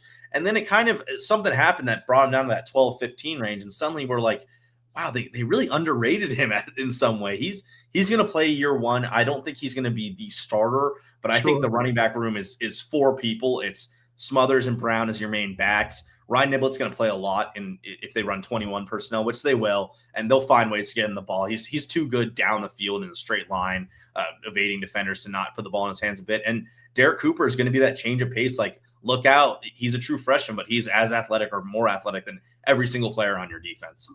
Love it. Evan Veith of Inside Texas and InsideTexas.com joining us here on Bucky and BK. All right, Evan, let's shift gears here. Talk some Texas basketball. 3 portal departures yesterday. Nick Cody, Simeon Wilcher, Cam Heide, all gone. Your thoughts on those guys leaving? And there's not a lot left coming back for Sean Miller's squad. I know the portal season is just getting going, but where does Texas go from here now that we know all of these other guys are leaving? Yeah, BK, 9 rotation players this past year. If Dalen Swain doesn't come back, they're only returning 1, which is Modest Vokietitis. A lot of guys graduated. I think the 3 guards and Lucina Traore, and then Swain to the draft, and you got the portal entrance. I think for me, Cody and Wilcher felt a bit more of a let's just kind of open up some space. I think Cody was a good player at the last stretch, and he really improved. But when you looked at the roster coming into the offseason, they already had 6 spots advocated for, specifically power forward and center. That's not even counting Heide and Swain. And so that's some freshmen. It's Vokietitis, and Cody was one of them, of course. But we knew they were going to need to add a power forward and center in the portal process, no matter what. So that would have been 8 of your 15 spots already to true big men. And it just didn't make sense to have that many. You can maybe cut down on 1 and feel comfortable 7 of the 15. But Cody's the one that made sense because he wasn't a Miller guy. He was recruited by Rodney Terry. And though he stayed very loyal to the program, he's entering his junior year. And I know that can annoy people like, well, you don't want to cut off the development players when they're starting round into development. But he still had a long way to go. He was far from a finished product of what he wanted him to be. And it was more that they had to play him at the end of the year than they needed to, because he was so good and forcing himself onto the floor. So when you think about John Clark, who's a redshirt freshman, 2 more years of eligibility, wasn't recruited by Miller, but kept by Miller, and truly only a Miller coached player. Like, you just see why you would rather keep that power forward. Wilcher, kind of the similar idea. You were going to need a backup point guard, and he wasn't really good for Texas to end the year, to be frank, and he only had 1 more year left of eligibility. I think Miller's clearly building up to have a team that can compete this year, but really the next season is where he would love to have that title contender with Gooseby, if he could return, Vokietitis, the same deal, and then bringing a transfer that maybe has 2+ years of eligibility at both point guard and the forward spot, or 2 forward spots. Heide is one that I was hoping they could keep around as like a 6th or 7th man on the rotation, but they probably didn't offer him the same amount that he got coming in this past year, asked for a pay decrease. And frankly, they're allowed to do that. He wasn't a starter, or he wasn't at least good enough to be a starter on this team last year. He's a senior now. His value's lower. And so if they didn't want to pay him the same amount and he wanted to find a place that will let him start and pay him a little bit more, I don't blame either side for entering the portal. So it's not things that I'm questioning. I think it's kind of just the process there. It took a while, right? They weren't in the portal until a day after the whole operation had started. So pretty good from Miller to at least show that he's keeping inventory on all these guys and has a plan going forward. I'm just excited to start seeing these commitments come through. Yeah, no doubt about it. Now let me ask you about the women's program. Back-to-back Final Fours. What in the hell is going on there? These are players leaving that played in games. They were a big part of what was going on. We speculate on a lot of things obviously sports people speculate. You're not there. We're not there. But young ladies are a little bit different. I mean, you say things that are a little different, but these are like I said, Evan, they played. They have playing time. What is the deal leaving a place like Texas when you've gone back-to-back Final Fours and you're going to be a huge part of the future of this program? Playing basketball, women's basketball, Texas isn't fun, really. And that's kind of the unfortunate truth that I think a few of those players, that was their ultimate decision factor. You look at someone like Jordan Lee, who that was the one that surprised me the most. True. Yes. I thought that was Moore had been injured. They'd already had this whole run without her. You can understand it. Aaliyah Crump, if they're going to bring in a big time point guard, then you could see how a top recruit would go, I don't know if I want to keep Sane as a backup, and I'm not even sure a starting spot as a junior. And Carlton, that one is she was starting as well, but maybe you're looking in a different direction. But Lee, I think what it was is like her role next year was probably going to be the Rory Harmon defensive role of, we need you to guard a best player back and forth for 40 minutes. And we need you on them the entire game. We don't need you to be the top scorer, but we need you to play really, really hard defense for a whole year. And that's not super appealing to a girl who can go and be a scorer somewhere. And I know she had her struggles at the end of the year and shot pretty inefficiently. But part of it is that Schaefer's offense doesn't exactly lend to super efficient shooting. It's a lot of these long twos coming off those slip screens at the bottom at the baseline. Mm-hmm. So I think it's odd that Lee, who is going to be a big-time player, and I thought kind of the next star after Booker coming up, it's that one really surprised me. And I know there's some rumors about there being some locker room problems, and either way, like it didn't feel like that in the Final Four run. It didn't feel like that on the Vic's an old school coach. Like if he had a problem with a player, he was not going to let the player be on the social medias or thrown out there as a primary starter in a big-time game. So that's where I wouldn't buy it with, Carlton and Lee and even Crump, because Crump got a lot of opportunities late. Right. I'm the father of daughters. So those girls don't forget. There's things you could say to them that they will go and they'll fight for you as a dad or a coach or whatever. But down the line somewhere, they're going to remember some things you may have said to them. BK was good, in talking yesterday. He said, like you're saying, not everybody wants to play defense. People want to be a star. They want to score points. Yeah. Lee was scoring a bunch of points, early in the season. It faded out a little bit, but she was a big part of what they did. And maybe the fact that, like you said, that maybe she was going to be asked to be a defensive standout, that probably may have sat pretty bad with her. Like, wait a minute. Is Booker going to get all the shots? Am I not going to get any shots anymore? Or I'm going to have to go play a lot of defense? Is she going to play defense? There's a lot that goes on with some of the young ladies, I got to believe. Yeah, and I know it sounds the alarm bells for a lot of people, but you know what? It's the University of Texas, and this is a team that's probably been the third best over the last 2 years. They're going to go and replace these girls in the portal. They will find the right players to come in. They have the best class in the nation. I assume at least 2 of those 5 stars are going to be key rotation players. Maybe one ends up being a starter, and they think of them at the same level they thought of Booker coming in. So they'll find their point guard and their center and their combo guard to go with Booker, and they'll find the depth that they need. That they do it every year, but it's not the most appealing program and profile to play for unless you are the star of the team. And I could also see a little bit of like, it really was the Booker Graves Harmon show at the end of the year. And that was the storyline of this team. And that's not to take away from any of those 3 players, because all 3 of them have reasons to be in the spotlight and that are really interesting players for the program. A star player, the best they've had in quite some time, the point guard who's been there forever. And Graves' story is really cool, but it was about those 3. And that was the story. And a lot of girls played really hard basketball and sacrificed a lot. And like, I think of Kyla Oldacre, who, it's not that she transferred, she's losing her eligibility, but she was the team's second best player for that run, I thought. And it's kind of just went unnoticed to most people. So I think the limelight gets to you at Texas. I think the style of play is not what you kind of want when you picture playing college ball and going and being a star.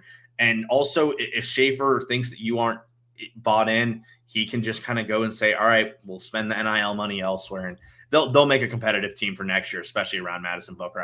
I have no questions about that. Yeah. Evan Veith of Inside Texas and InsideTexas.com joining us here on Bucky and BK. Last one from me, Evan. Set the scene. Texas A&M. I know you were at Jim Schlossnagel's press conference yesterday. He tried to downplay all of the extracurricular stuff that's about to happen in College Station this weekend, but it's going to be unlike anything any of these players and any of these coaches have ever seen. Your thoughts on the Longhorns and not only the atmosphere, but also how they match up against a top 20 Texas A&M squad? Yeah, he brought out the two players before him that could give the most media trained answers possible. Luke Harrison was asked about the Texas A&M lineup, and it was just a question about some guys who hit the ball, and it wasn't anything about the theatrics of the game. And he said, well, they've got 9 hitters, some righties, some lefties. They weren't budging at all. Carson Tinney wasn't budging. He knew about the rivalry, but it's just baseball. It's a game. They're nameless opponents or nameless, faceless opponents. So, they're downplaying it, but I know, and he downplays how much he's talking to the team about it. How important this game is for this team and for both sides. And also, they're not shying away from how it kind of, I get not scared, but how rowdy this crowd is going to be in the fan base from A&M. They have extra security at this game. The hotel, it seems like they've been switching it up to throw people off. And like, I'll tell you, our press conference is over Zoom after this game. We usually talk on the field after. And they're getting out of that stadium no matter if it's a win or a loss immediately. Mm-hmm. So expect, that Auburn game this past year was pretty – that those fans showed up and that was good from them. And I love that in SEC baseball. But they were giving Aiden Robbins a lot of hell, and they were throwing beer at the players. Arkansas last year with that huge stadium, 14,000 fans, was super hostile. Remember, Arkansas baseball hates Texas baseball. And with Schlossnagel, the whole thing about it, a new team for Texas playing really well, Arkansas kind of took that to heart. Those fans were rowdy. Think about Arkansas and Auburn all combined into one and then times 20 for these fans, because it's not just that they hate the logo and they hate the Longhorn, they hate the players inherently. They hate everything that this program was established on at this point. They hate Schlossnagel for what he did. They hate the way the CDC kind of took him to the cemetery and used that connection. They feel like it was bad. It wasn't fair to them. And think about Texas A&M as a program. They're really good in women's sports, but when was the last time they had that much hope for any men's major sport? Ever? I mean, they haven't gone to the championship. So most of these people in their lifetime, Jim Schlossnagel for them was the one who would take them to the promised land. So there's just so much that, and can you blame them, right, for being upset at him? But there's a lot of there's a lot of energy of, it's okay if they're screaming at him and they're hollering and they're giving him hell. Let's hope it doesn't go too far. Let's hope no one takes it over the edge. I don't think anyone will. I don't think that's what's going to happen. We'll see if it's a Texas Tech Chris Beard bus situation where they're throwing stuff at the trailer and blocking the road. But I think when you're talking about the matchup itself, we can talk forever about the theatrics and how crazy it's going to be. And I'm excited. I'll be down there today and on Saturday. But I think the matchup there's some parts that really do favor Texas A&M because they can hit. I mean, this is the best hitting team Texas has faced so far this year. 1 through 9, I think their top 3 of Grahovic, Sorrell, and Hakopian are probably the best, if not the second best top 3 in the SEC. There's just so much raw power. Schlossnagel said, it's not just the power. They walk really well. Their walk to strikeout is, he prides himself on getting that done with his team. That's what A&M does even better than Texas. So if you're talking about an A&M baseball team that's going to run up the score, that's not quite Texas's game. They don't do well in shootouts because they're down a bat. And Adrian Rodriguez, and even 2 if you want to count Jonah Williams. And the bats have been good, but they're not super electric. They're running close games. So the key for this team is look at last year. They swept the series and won by a combined 3 runs. And those 3 games all ended with multiple runners on base for A&M. And they just needed one more hit, and they were suddenly tied or had taken the lead. But Dylan Vlantis closed the door. So the big thing for Texas is, can you pounce on some struggling starters? Shane Stow is a great player, has not been good recently. Aiden Sims, they moved him up. Weston Moss into the pen. We don't know who's throwing on Sunday. So can you get ahead in one of these games and maybe just get a cheap win of we're up 7-0 early and then we can just cruise and kind of keep the theatrics out of it for this game, silence the crowd. And also, you're going to play some close games. You're going to have to win a 3-2 ball game, perhaps, maybe a 6-5. How can you and your bullpen get it done late in games? And how can your offense get you some insurance? Because that's been a big problem before, at least South Carolina. Like, the offense would get to their lead, and then after 6 innings, like, good luck, pitching staff. This is what you got. This is what you're playing with. So get to that early lead in one of these games, and then hopefully that bullpen can hold down. Did you say you're going to 2 of these games? I am. I'm driving up at about 3 today to get to the 6:30 game, and then Saturday I'll be there as well. Do you have extra security for yourself?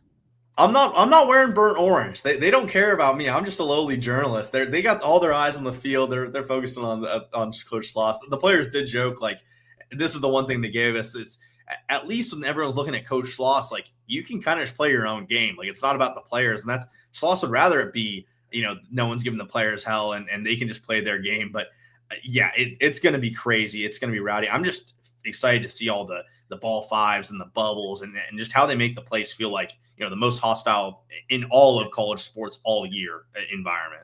They're going to let all the farm animals run out on the field. It's going to be great. Yeah. Today, Bucky and I were talking. Today is National Farm Animal Day, which is just a normal Friday for Aggie fans, right?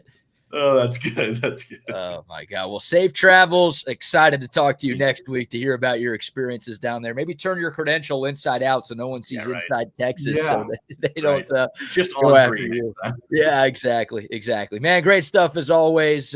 Enjoy the weekend. Thanks for the time, and we'll chop it up again next week. Thanks, Evan. Appreciate it, man. All right, you too. There he goes. Evan Beath, Inside Texas, InsideTexas.com. Follow him on social media. Of course, if you're not a subscriber to IT yet, go subscribe to Inside Texas. I've been one for years. They do a great job covering all things Texas Longhorns. And yeah, good move by him to not be wearing burnt orange today. No, that's a smart move.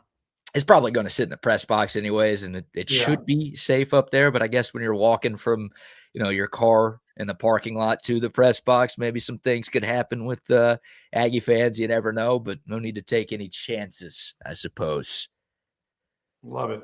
That's going to be a crazy scene these next 3 days. What a weekend for the Texas Longhorns. Again, baseball playing in College Station, softball hosting number 2, Oklahoma.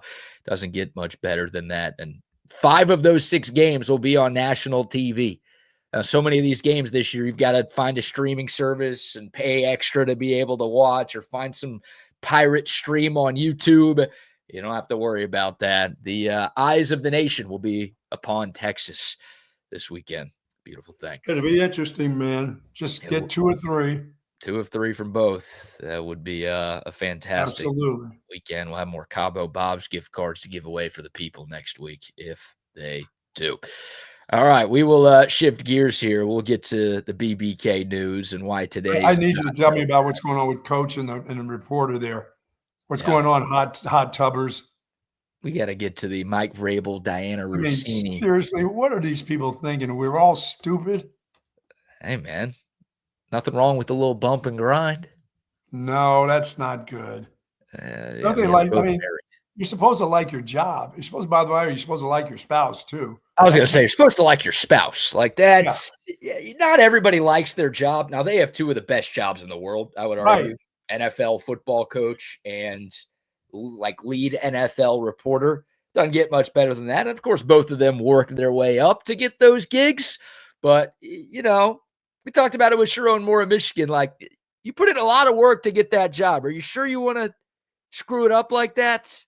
And we'll see. Maybe nothing will happen. Mike Vrabel's not going to get fired. Diana Rossini, I'm not so sure what happens to her. You think Robert Kraft? You think those? What does he care? He's probably going to give Vrabel a raise, right? I mean, really, we haven't found out about some of his antics. Are you kidding me? He's going to say, "Good job." Now in the Super Bowl, dude. We'll get to that story next because it's too good for us to pass up any longer. But before we shift gears, Buck, how about another round of sponsor shout-outs? Folks, our friends over at Hat Creek Burger, they've been in existence since 2008 right here in the Austin area. Hat Creek will always be a place for good food, good folks, and, of course, good fun. And it's just that simple. Hat Creek is proud to be a place where you can come in hungry and leave full and fulfilled for sure. Hat Creek Burger has over 30 locations throughout the state of Texas. Great playgrounds for the kids and, of course, happy hour for the adults. Also, you'll find locations for breakfast in some of the spots throughout the area. And in our area, there's some that do serve breakfast. Find out the Hat Creek near you that's open at 7 a.m. Hat Creek Burger Company has something for everyone. Love the folks at Hat Creek Burger for sure. Yeah, I will be consuming a Hat Creek burger. Yes, indeed. Probably today. Yeah, it's that day for you. Maybe after the show, go get a no Hat Creek more burger. No more fish for the buck. No more fish for you. Yeah, it's Friday, and now you're back to eating meat on Fridays. Yeah. Congrats to you. And I'm back to eating bread. Now that Passover is over, congrats to me. There you go. It's like a good Hat Creek day for the both of us. Having some hops for you. Yeah, some Altstadt beer for sure will be consumed. I'm going to be spending a lot of time watching TV this weekend. How can I not with everything that's going on? Look, you can't get your home TV setup installed by this weekend, but next weekend, the Stanley Cup playoffs start, the best postseason in all of sport. Next weekend, the NBA playoffs start. Spurs, Rockets, both teams will be in. Spurs have a really good chance to make a deep run this year. Major League Baseball's back. College baseball, college softball. There's a lot going on here in the spring. It's a great time to make the call to audio visual consultations to upgrade your home TV setup. Tom McKay and his crew have been hooking up Central Texas since 1988, almost 4 decades of giving people upgraded TV setups, surround sound setups. They do whole home lighting. They do surveillance systems to keep you and your loved ones safe. They can even put a freaking golf simulator in your home. You're watching all the Masters this weekend and you're like, man, it'd be nice to play Augusta. They can give you a golf simulator that allows you to play Augusta National at your own place. How about that right there? AV Consultations, they do it all. Again, best in the business. They've been in business for nearly 4 decades. All you have to do is give him a call and let Tom McKay and his crew bring everything to you. 512-255-8678. That's 255-8678. Or find them online at avconsultations.com. Evan's right. Not everybody can want to play defense, and do some of the things.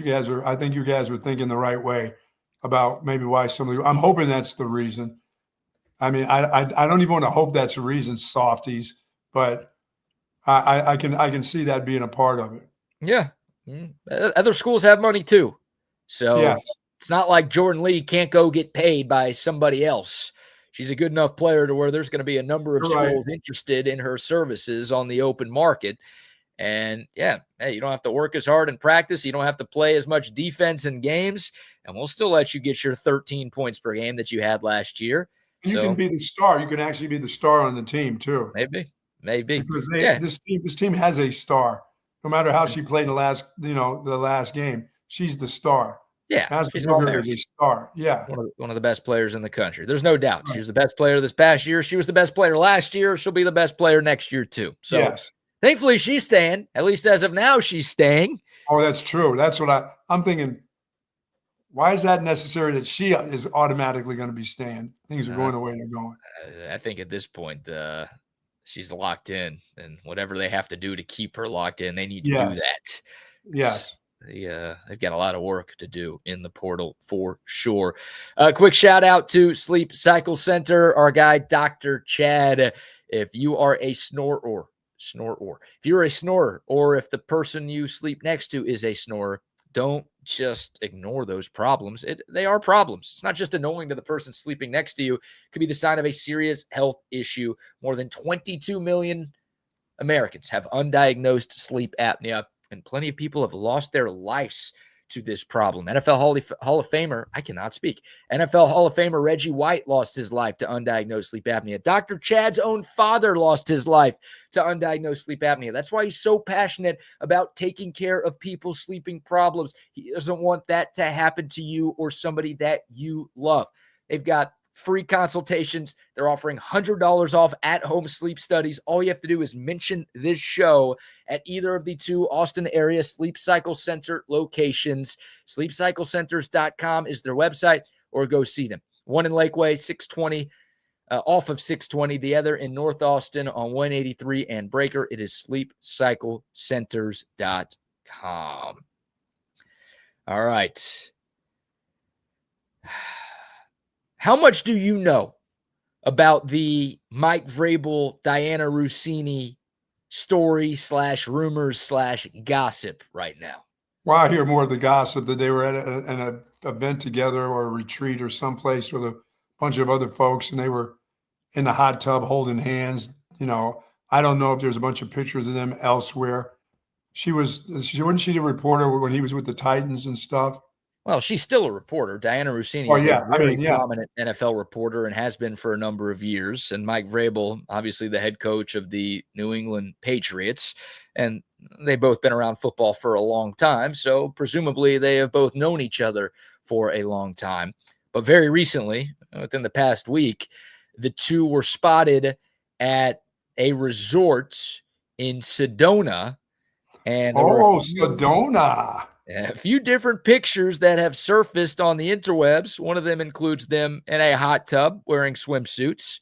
That makes sense. I guess being in a hot tub, you would be wearing a swimsuit. You've got a picture of them holding hands. You've got a picture of them hugging. It doesn't look good. And the court of public opinion has rushed to judgment to say, yeah, we know we're not seeing y'all cheating, but it sure looks like y'all are cheating. Yeah, we're not dumb. Even the court of public opinion is not totally stupid. They have all come out, I guess the two of them, plus The Athletic, which is the publication that Diana Rossini is currently working for, and they have denied any wrongdoing here, saying these are innocent pictures and it wasn't just them two on some sort of getaway private trip, like there were other people with them, and you don't have the full context, it's just friends hanging out. And my response, and I think everyone else's response, is you don't really like hold hands and get up close and personal and hug your friends like that, do you? Not with my wife around, you wouldn't. Somebody get a chair in the back of the head, and it would probably be me. I don't think Mike Vrabel's wife was around, and I don't think Diana Rossini's husband was around for this. Oh, really? Oh. I don't think they were the other people who were attending this trip. No. Could have been a few other cheaters with them. Was this is a cheater's getaway or something? Oh, there's an upside-down pineapple for the swingers. What's the symbol for the cheaters? I don't know. I mean, those two, come on, we're not dumb. Listen, that's bizarre. That's and believe me, it ain't their first event together. Oh, probably not. Mike Vrabel came out and said, quote, "These photos show a completely innocent interaction and any suggestion otherwise is laughable. This doesn't deserve any further response," end quote. Diana Rossini said, quote, "The photos don't represent the group of 6 people who were hanging out during the day. Like most journalists in the NFL, reporters interact with sources away from stadiums and other venues," end quote. Yeah, they're just a bunch of people go around hugging each other. I didn't see any of the other pictures. I didn't see any of the other people in these pictures. Yeah, where are they? And another quote from the executive editor of The Athletic, Steven Ginsburg, said, quote, "These photos are misleading and lack essential context. These were public interactions in front of many people. Diana is a premier journalist covering the NFL, and we're proud to have her at The Athletic." Oh, Michael, you're so funny. Let me grab your little waist there. Well, not little waist, but let me get my arms around you. Let me see if I can get my arms around you just for the hell of it. The NFL has been doing some digging. The NFL, I should say Twitter has been doing some digging. Oh, no, not Twitter. You know, they can't be wrong. There's all sorts of sound bites from over the years of Diana Rossini talking about like, oh, one time I was in Miami and I partied so hard that I haven't even told my husband some of the stories that happened. She's making some crude jokes about this, that, and the other. Like, there's a lot of evidence against her that says, maybe she might not be the most loyal and faithful wife who has ever wifed. Yeah. Well, like I said, they're not going to lose. I don't know if she's going to lose her gig. I know he's probably not losing his gig. But no, I don't know. As of now, neither of them have lost their gig. But yeah, nothing's going to happen to Mike Vrabel. Yeah. Like, he didn't break the law here. Cheating is not illegal. Now, you shouldn't do it, obviously. But yeah, Mike Vrabel just led the Patriots to the Super Bowl this past year, in year 2. Like, they're not going to let that guy go. And again, Diana Rossini, you understand the Athletic having her back. They're going to try to keep her because she's a very popular and at one point well-respected NFL insider. But now she's not an NFL insider. The NFL is inside her. Hey, she can get to the bottom of all the stories now, right to the very bottom. Well, now you know why she's so good at getting scoop. Oh, of course. Why she's able to break all of the news she breaks. Why she's able to get all of these stories. Because she's just the one who was talking about Sark during the year. Yeah, the week she didn't of the have game. that one right. Whoever she was sleeping with for that one, she's probably stopped sleeping with. Because that report was wrong. Scoop. See, now I'm assuming there. She's trying to get to the bottom of these stories by being the bottom, if you will. Yes. So my question to you now, Buck. Yes. Because this is the Patriots. Again, it's always something with the freaking Patriots, is it not? Yes, it is. Deflategate. And my question to you is, who is the best Patriots power couple of all time? Here are your 4 finalists. You've got Mike Vrabel and Diana Rossini. You've got Tom Brady and Gisele Bündchen. You've got Bill Belichick and the, what is she now, 26-year-old Jordan Hudson. And then last but not least, you've got Robert Kraft with the workers at the Orchids of Asia Day Spa in Florida. It all starts at the top. It's Robert Kraft. You're going with that as the greatest. Yeah, it all starts from the top. Can you call them a couple? Because I think it was just more than 2 people involved here. This is a gaggle. He was with a gaggle. He was with a lot of underage gaggles. Yeah, that dude, it starts at the top. So you're saying best Patriots power couple of all time is Bob Kraft and those masseuses? Yeah.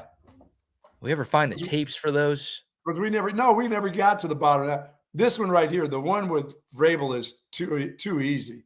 I mean, yeah, he's just cheating. Those two are just cheating. And it ain't their first time with each other somewhere.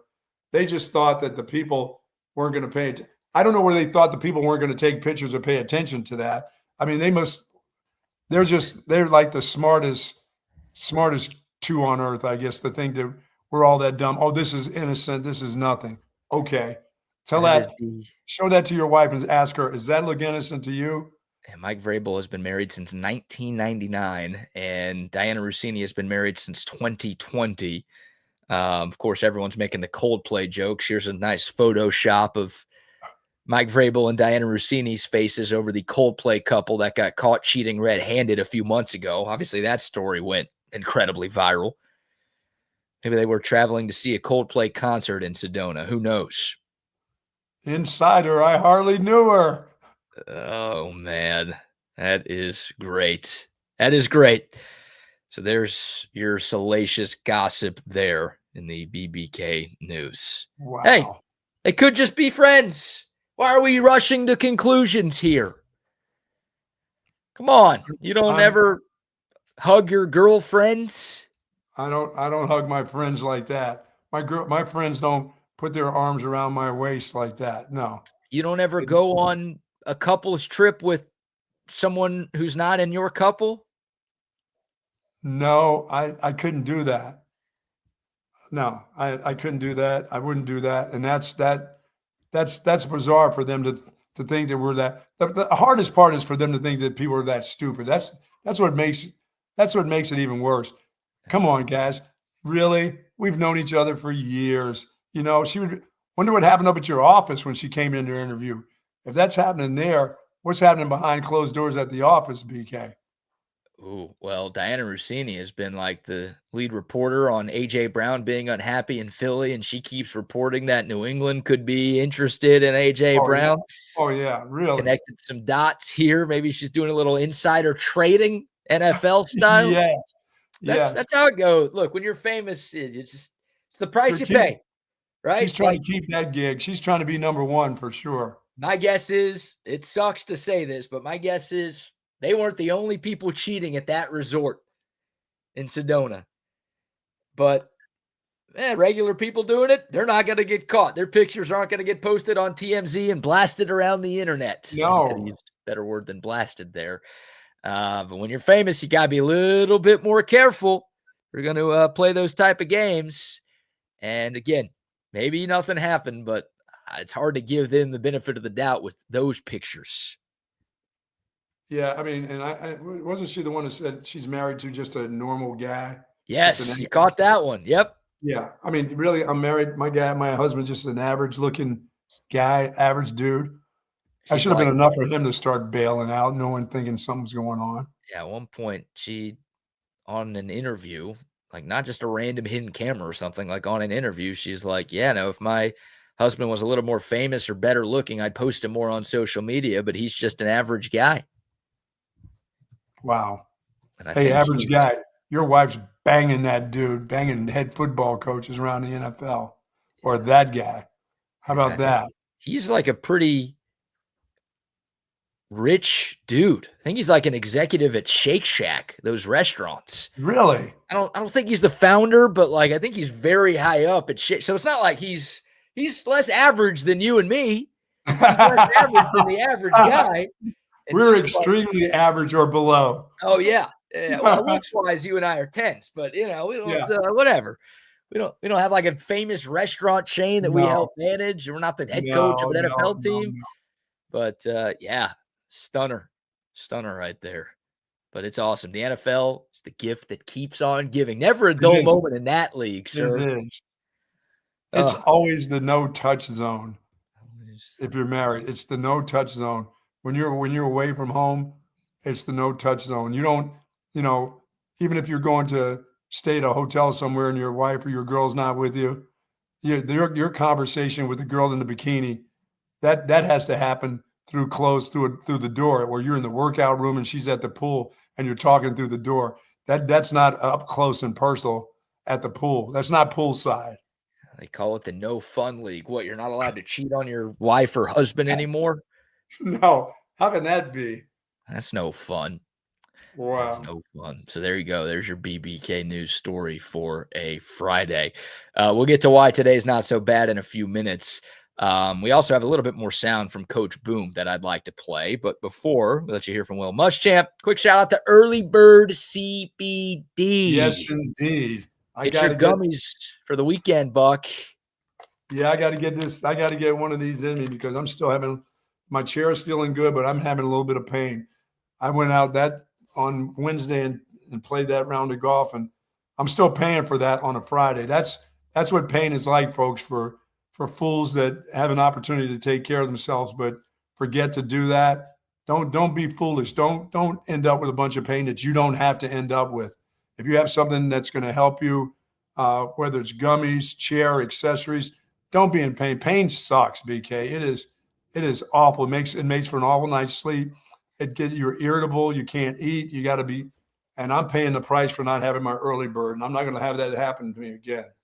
Well, I'm here to tell you that I'm going to pop an early bird CBD gummy shortly after this show. And you got no pain. Just post up on the couch, watch some golf, relax. I might fall in and out of sleep while watching said golf. Like, this is the best accompaniment to your Masters watching, or really any of your golf watching. And the voice of Jim Nance will always get you to sleep. Good night, friends. You might as well be saying that, because that's usually what I do, listening to that guy talk. Give me a little snooze. God. I love the Early Bird CBD, the perfect way to unwind after a long week, a long day, whatever. If you take it for pain like the Buck, that's great too.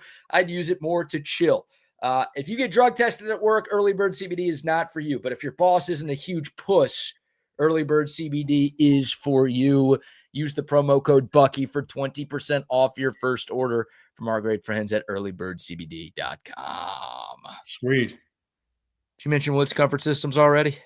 Hello to our friends at Woods Comfort Systems, of course. Plumbing, heating, air conditioning, 70 years in Central Texas. Nobody does it better. And you know what? It's been humid around here, so my air conditioning has been cranking on. Heater, not so much. Air conditioning, starting to get it done. That means we're going to get into the 90s here shortly, BK. Hell, why don't we just get into the hundreds? What are we waiting for? June. June or July, is that what we're waiting for? I'd prefer July, but I'll take June. I'm worried about May. Woods Comfort Systems, 70 years in Central Texas. Nobody does it better, folks. No, they don't. Woods Comfort Systems. And if you have the golf itch, ATX Indoor Golf Club, go see them. Mopac N290. You could play Augusta. You could play Pebble Beach. You could play St. Andrews, all inside. Don't worry about the rain. Don't worry about the triple-digit temps. ATXIndoorGolfClub.com, 24/7, 365. You want to play a little night golf, you could do that. Shout out to my guy Chris and the great team at ATX Indoor Golf Club. All right. Little sound from Will Muschamp. So Coach Boom showed up to his first media availability as the defensive coordinator at the University of Texas wearing an interesting shirt. It was a black T-shirt that said NT equals NP. And, of course, somebody in the press asked Coach Boom, hey, what's going on with your shirt? Here was Will Muschamp explaining what he was wearing yesterday. No thud equals no play. So if you don't thud at practice and you don't throw your face in the fan at practice, and you don't, that means you're probably not going to be a good tackler. So if you don't thud at practice, that means you're not going to be a good tackler. And the best defenses I've been a part of, they tackled extremely well. And right now in offensive football, you better be able to tackle and play in space. So we got some guys, I don't have many, they don't want to thud at practice. I call it a turn down. If you turn down too much, you won't get on the bus to go to the game. You'll be watching it from home. So if you don't thud, you won't play. That's what this means. It's very important to me. Yeah, everything is thud. I mean, you gotta wrap up. You can't bring guys to the ground, but you got to thud up. You got to put your face in their chest. That's just the way the game is played. Or because you don't have a lot of times where you do tackling drills, so the thud is important to make sure your positioning is proper. You know what I mean? Your hip placement and how you get ready to attack it. It's not, when people hear thud, they think you mean thud and hit them and then bring him to the ground. No, you don't have to take a guy and then start twisting him around and bring him to the ground. You just got to thud him up and try to stop him in his tracks. You know, I watched guys try to thud Ricky Williams up for a couple of years, and that was not fun. Thudding that dude, because he just kept on going. He'd go right through your thud and about 60 yards or 70 yards down the field running the football. I mean, but you got to do that. You don't know if you can tackle him unless you thud him up properly. Yeah. And that's tough because it's hard, BK, when you have that collision, because you as a defender, you want to show everybody that this isn't over with. You as an offensive player want to show that that's not enough to stop me. That thud is not enough to stop me. So offensive guys keep their legs going, and then you end up with a stalemate. I mean, you can hit somebody, wrap them, and let them go and go on your business. You don't have to bring them to the ground. People will know if that guy was getting ready to go to the ground or not.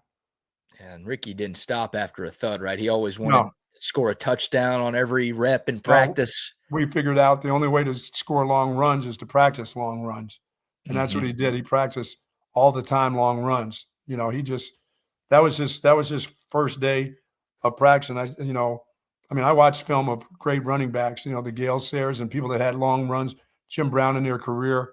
And I always thought that how can you have long runs when you don't practice long runs? If you turn around, I used to scream at guys that used to go, and I still had guys that would do it. They'd run through the hole and they'd stop at about 8 yards after they got. I'm like, wait a minute, there goes the end zone over there. I said, I got enough guys that if you ran down there, somebody would, I don't need you to run 2 in a row. I got somebody to go next. But Ricky got into that habit of doing that all the time. They actually hated him in the NFL for doing that at Miami when he was there, because it was hot as hell at practice. He would make the practices last longer. They would grab him by the jersey and hold on to him. People would yell, grab him by the jersey. Don't let him run down there and then come back. It'd take too long. It just would take long. It was hot in Miami. They didn't want all that stuff going on. Yeah, don't let him go any longer. Keep him right here. No, stop him right here. Make him turn around and go back to the huddle. That's funny. Well, for Will Muschamp, look, NT equals NP. That's a nice slogan, and it makes for a nice shirt, but it's a standard. And he basically made it very clear that if you're not willing to be physical in practice, if you're not willing to step up, make contact, and get your nose in there, then you're not going to play. And he elaborated on it a little bit. Like in today's version of college football, that matters more than ever. Offenses are built on space, quick passes, athletes in the open field. If you can't tackle, you're cooked.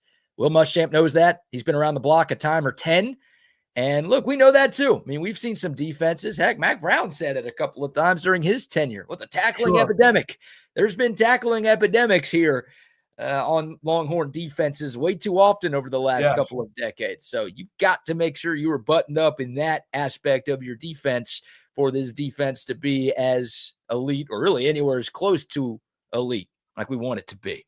Yeah, thought his first guy makes that good contact. Everybody else is around the ball. You don't have a second thudder that thuds you in the ribs. You know what I'm saying? Mm-hmm. They're not looking for guys to get hurt. They're just looking for original contact of the first guy there to make really good contact. But as I said, don't bring him to the ground and don't dogpile him in the side or the neck or the hips or whatever. You know, that's just the way the game is played. You have to tackle. It's not flag football. Yeah, and something else that excites me about Will Muschamp being back is more press coverage on the outside, right? Yes. Felt like Pete Kwiatkowski generally played off coverage, a little softer zone at times, and I thought it hurt Texas in crucial moments over these. I always thought it hurt when there was a 3rd and 10 and the defender was back at 12. Yeah, that happened a few times. Sometimes, Texas would play a prevent defense with a big lead, and it felt like it prevented them from being able to win a game. Yes. Obviously, sorry to bring this up on a Friday, but the last bad Oklahoma game, 2023, when Oklahoma was able to march down the field with ease and score that touchdown in the final minute to win that game, it's like Texas was playing soft coverage and Oklahoma was just picking up 10, 15, 20 yards at a time because there was no resistance from the Texas secondary. I think that is now a thing of the past. So Will Muschamp was asked about that. And also, do you feel like you have the personnel to run that type of aggressive defense on the outside that you want to run? I think so. I mean, I'm excited about the guys that we've got. We've got really good competition in the secondary, especially at corner. And but that's something, we believe in denying the ball, making the quarterback's got to throw the ball in some tight spots. But we're going to be multiple in what we do. You got to give some different looks. You can't live in it, but we certainly believe in getting our hands on people. For sure.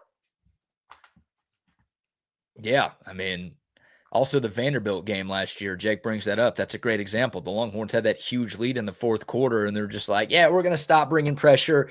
We're going to stop doing all of the things that we did to allow us to get this huge lead. And look, the refs also played their part. It was a joke what was going on down the stretch, but Texas didn't do themselves any favors by some of the defense. No, you got to be the aggressor. Yeah, and that's clearly Steve Sarkisian was not happy about that. I mean, he didn't talk about those 2 moments in particular, but he has told us multiple times why he made the move from PK to Will Muschamp. He wants more aggression. He wants more violence. He wants more chaos. And Will Muschamp said it. That's what this team is going to be. Now, he also said we're going to be multiple.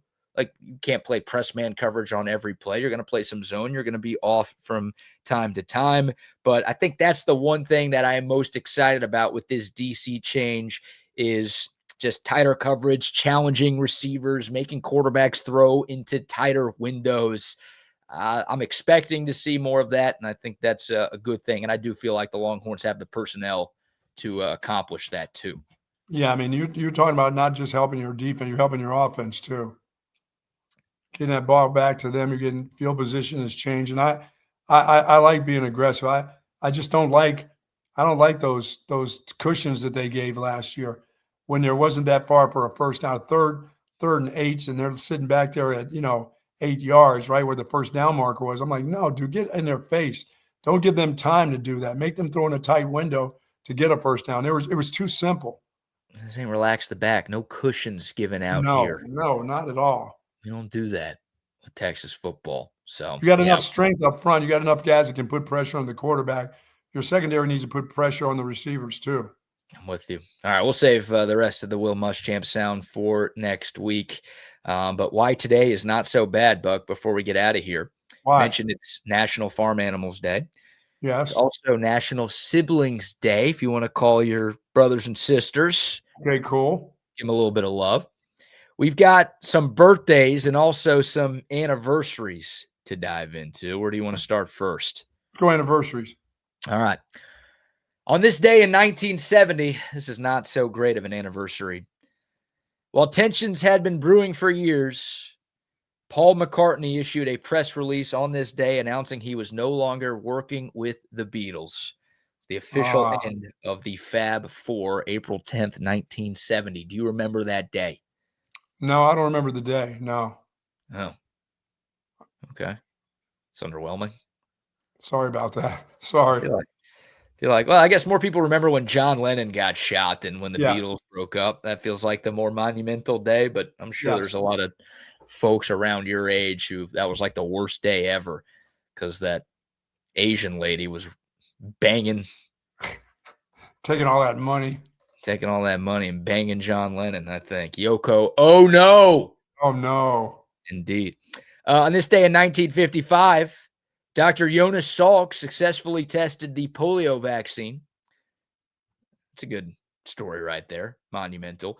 And on this day in 1912, the unsinkable Titanic departed from Southampton, England. Get off of it. Get off of it. Why would you have to get off of it? It was unsinkable. Nothing bad ever happened. It was just an easy trip from England to New York, right? No problems. That iceberg said, yes, there is a problem. That's unsinkable. Oh. That's the end of the story. It set sail and it made it. You know what was unsinkable? That huge door, that ballroom door that what's-her-face was laying on with her big body. Yeah, Jack was sinkable. Rose's fat ass. You would think she would have gone down, but she somehow was able to survive. Plenty of room on that. I couldn't understand it. Still can't understand it to this day. Why two of them couldn't get up on there. Yeah, and then also on this day, 1933, Augusta National opens. Masters Tournament open for the first time. Some quick birthdays here before we get out of here. Steven Seagal, 74. Ken Griffey Sr., 76. There you go. Mel Blount, 76. That'd be one of your favorites, no? Yeah, Mel Blount. I got an opportunity when I was with the Giants for that short period of time when he was with the Pittsburgh Steelers. Mel Blount hit me in the ribs. That probably didn't feel good. Dude, he was a big guy too. He was like one of those big 6'3" guys that you didn't see back in those days as a defensive back. He was like a linebacker. Yeah, one of the best DBs ever. 78. I think I said 76, 78. Jake Berger on the Rangers, 30. Corey Kluber, former Ranger, 40. Mandy Moore, 42. Someone check on Kevin Dunn. Born on this day, now dead. John Madden. Wow. Boom. Also, Dandy Don Meredith. Dandy Don. Couple of great broadcasters in their time. Wow. Chuck Connors, old Western actor. The Rifleman. The Rifleman. I knew you'd know who that was. He was a professional NBA basketball player, I believe, too, also. The same Chuck Connors? I think so. I think if you look that up, BK, you'll find out that guy played basketball and maybe played in the NBA. Smoking cigarettes and rifle and the whole works. I think Chuck Connors was an NBA basketball player. He's old school Dayton James Weber. You know who that is? No. That's the cornhole murderer. Oh God. That guy's a rifleman himself and also a pro athlete. He's a pistolman. And then last but not least, born on this day, now dead. This one's going to hurt. Omar Sharif. Omar Sharif, fantastic actor. Dr. Zhivago. Yes, Dr. Zhivago. That is, I feel like that's your favorite movie. And you told me years, like when we first started working together, you talked about that movie and you're like, everybody knows that movie. I've never heard anybody besides you talk about Dr. Zhivago to this day. My babysitter took me, I was in Greensboro, North Carolina. She took me to see Dr. Zhivago. I think she had to write a paper on Dr. Zhivago, the Russian Revolution. And all I can remember, it was about a 4-hour movie, BK, and there were a bunch of the real bad scene for me as a kid who was probably 5th grade or whatever. I'm at the movie theater, and these horses killed all of these Russians. They stomped them to death, and there was blood all over the snow. And then the film went blank, and then they had to change the reel at the movie theater. You had to change. It was a reel to reel. So there was an intermission where they changed the reel at the theater and then came back for like another hour and a half. It was the longest movie of just killing. The Russians were getting killed, though, during this time. I think it was during the Russian Revolution. It was nuts. So it was right after somebody died. They had to like have an intermission. They paused the movie.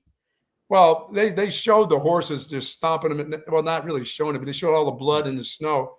But that's when the intermission came of the Russian Revolution. But I mean, you've never been in a movie theater where they changed the damn reel or the film because it was so long. That back in the time they had reel to reel, so you had to change the film. I wish some movies that I watch, I wish they had that so I could up and leave. Yeah, that's called Hellboy 2 that I went to see that by myself. Oh, that was one of those. I went to see Hellboy 2. Why? I went to that movie because it was hot. I was in Austin. It was one of those deals where I go by myself and sit up there and half fall asleep. And I was like, it was so bad, I had to leave the theater. That's how bad it was. Did you see Hellboy 1? I think I did, yes. Okay, I was like, you may skip the first one. So there you go. Dr. Zhivago, born on this day, now dead, or at least the actor who played him. Omar Sharif. You know what they say, Dr. Zhivago, Hotel Trivago. Classic. There you go. Classic Very handsome dude. All right, go watch some golf, my man. Enjoy the weekend. Yes, sir. Y'all. I'm going, hey, let's go Rosie. Rosie and Scheffler are going to have a day, buddy. Yeah, Scheffler's 2 over already today, so not a great start for him. But a lot of golf left. Y'all enjoy the Masters weekend. Thanks so much for tuning in. And the Buck and I will be back on Monday. Go get them, Horns. Hook 'em.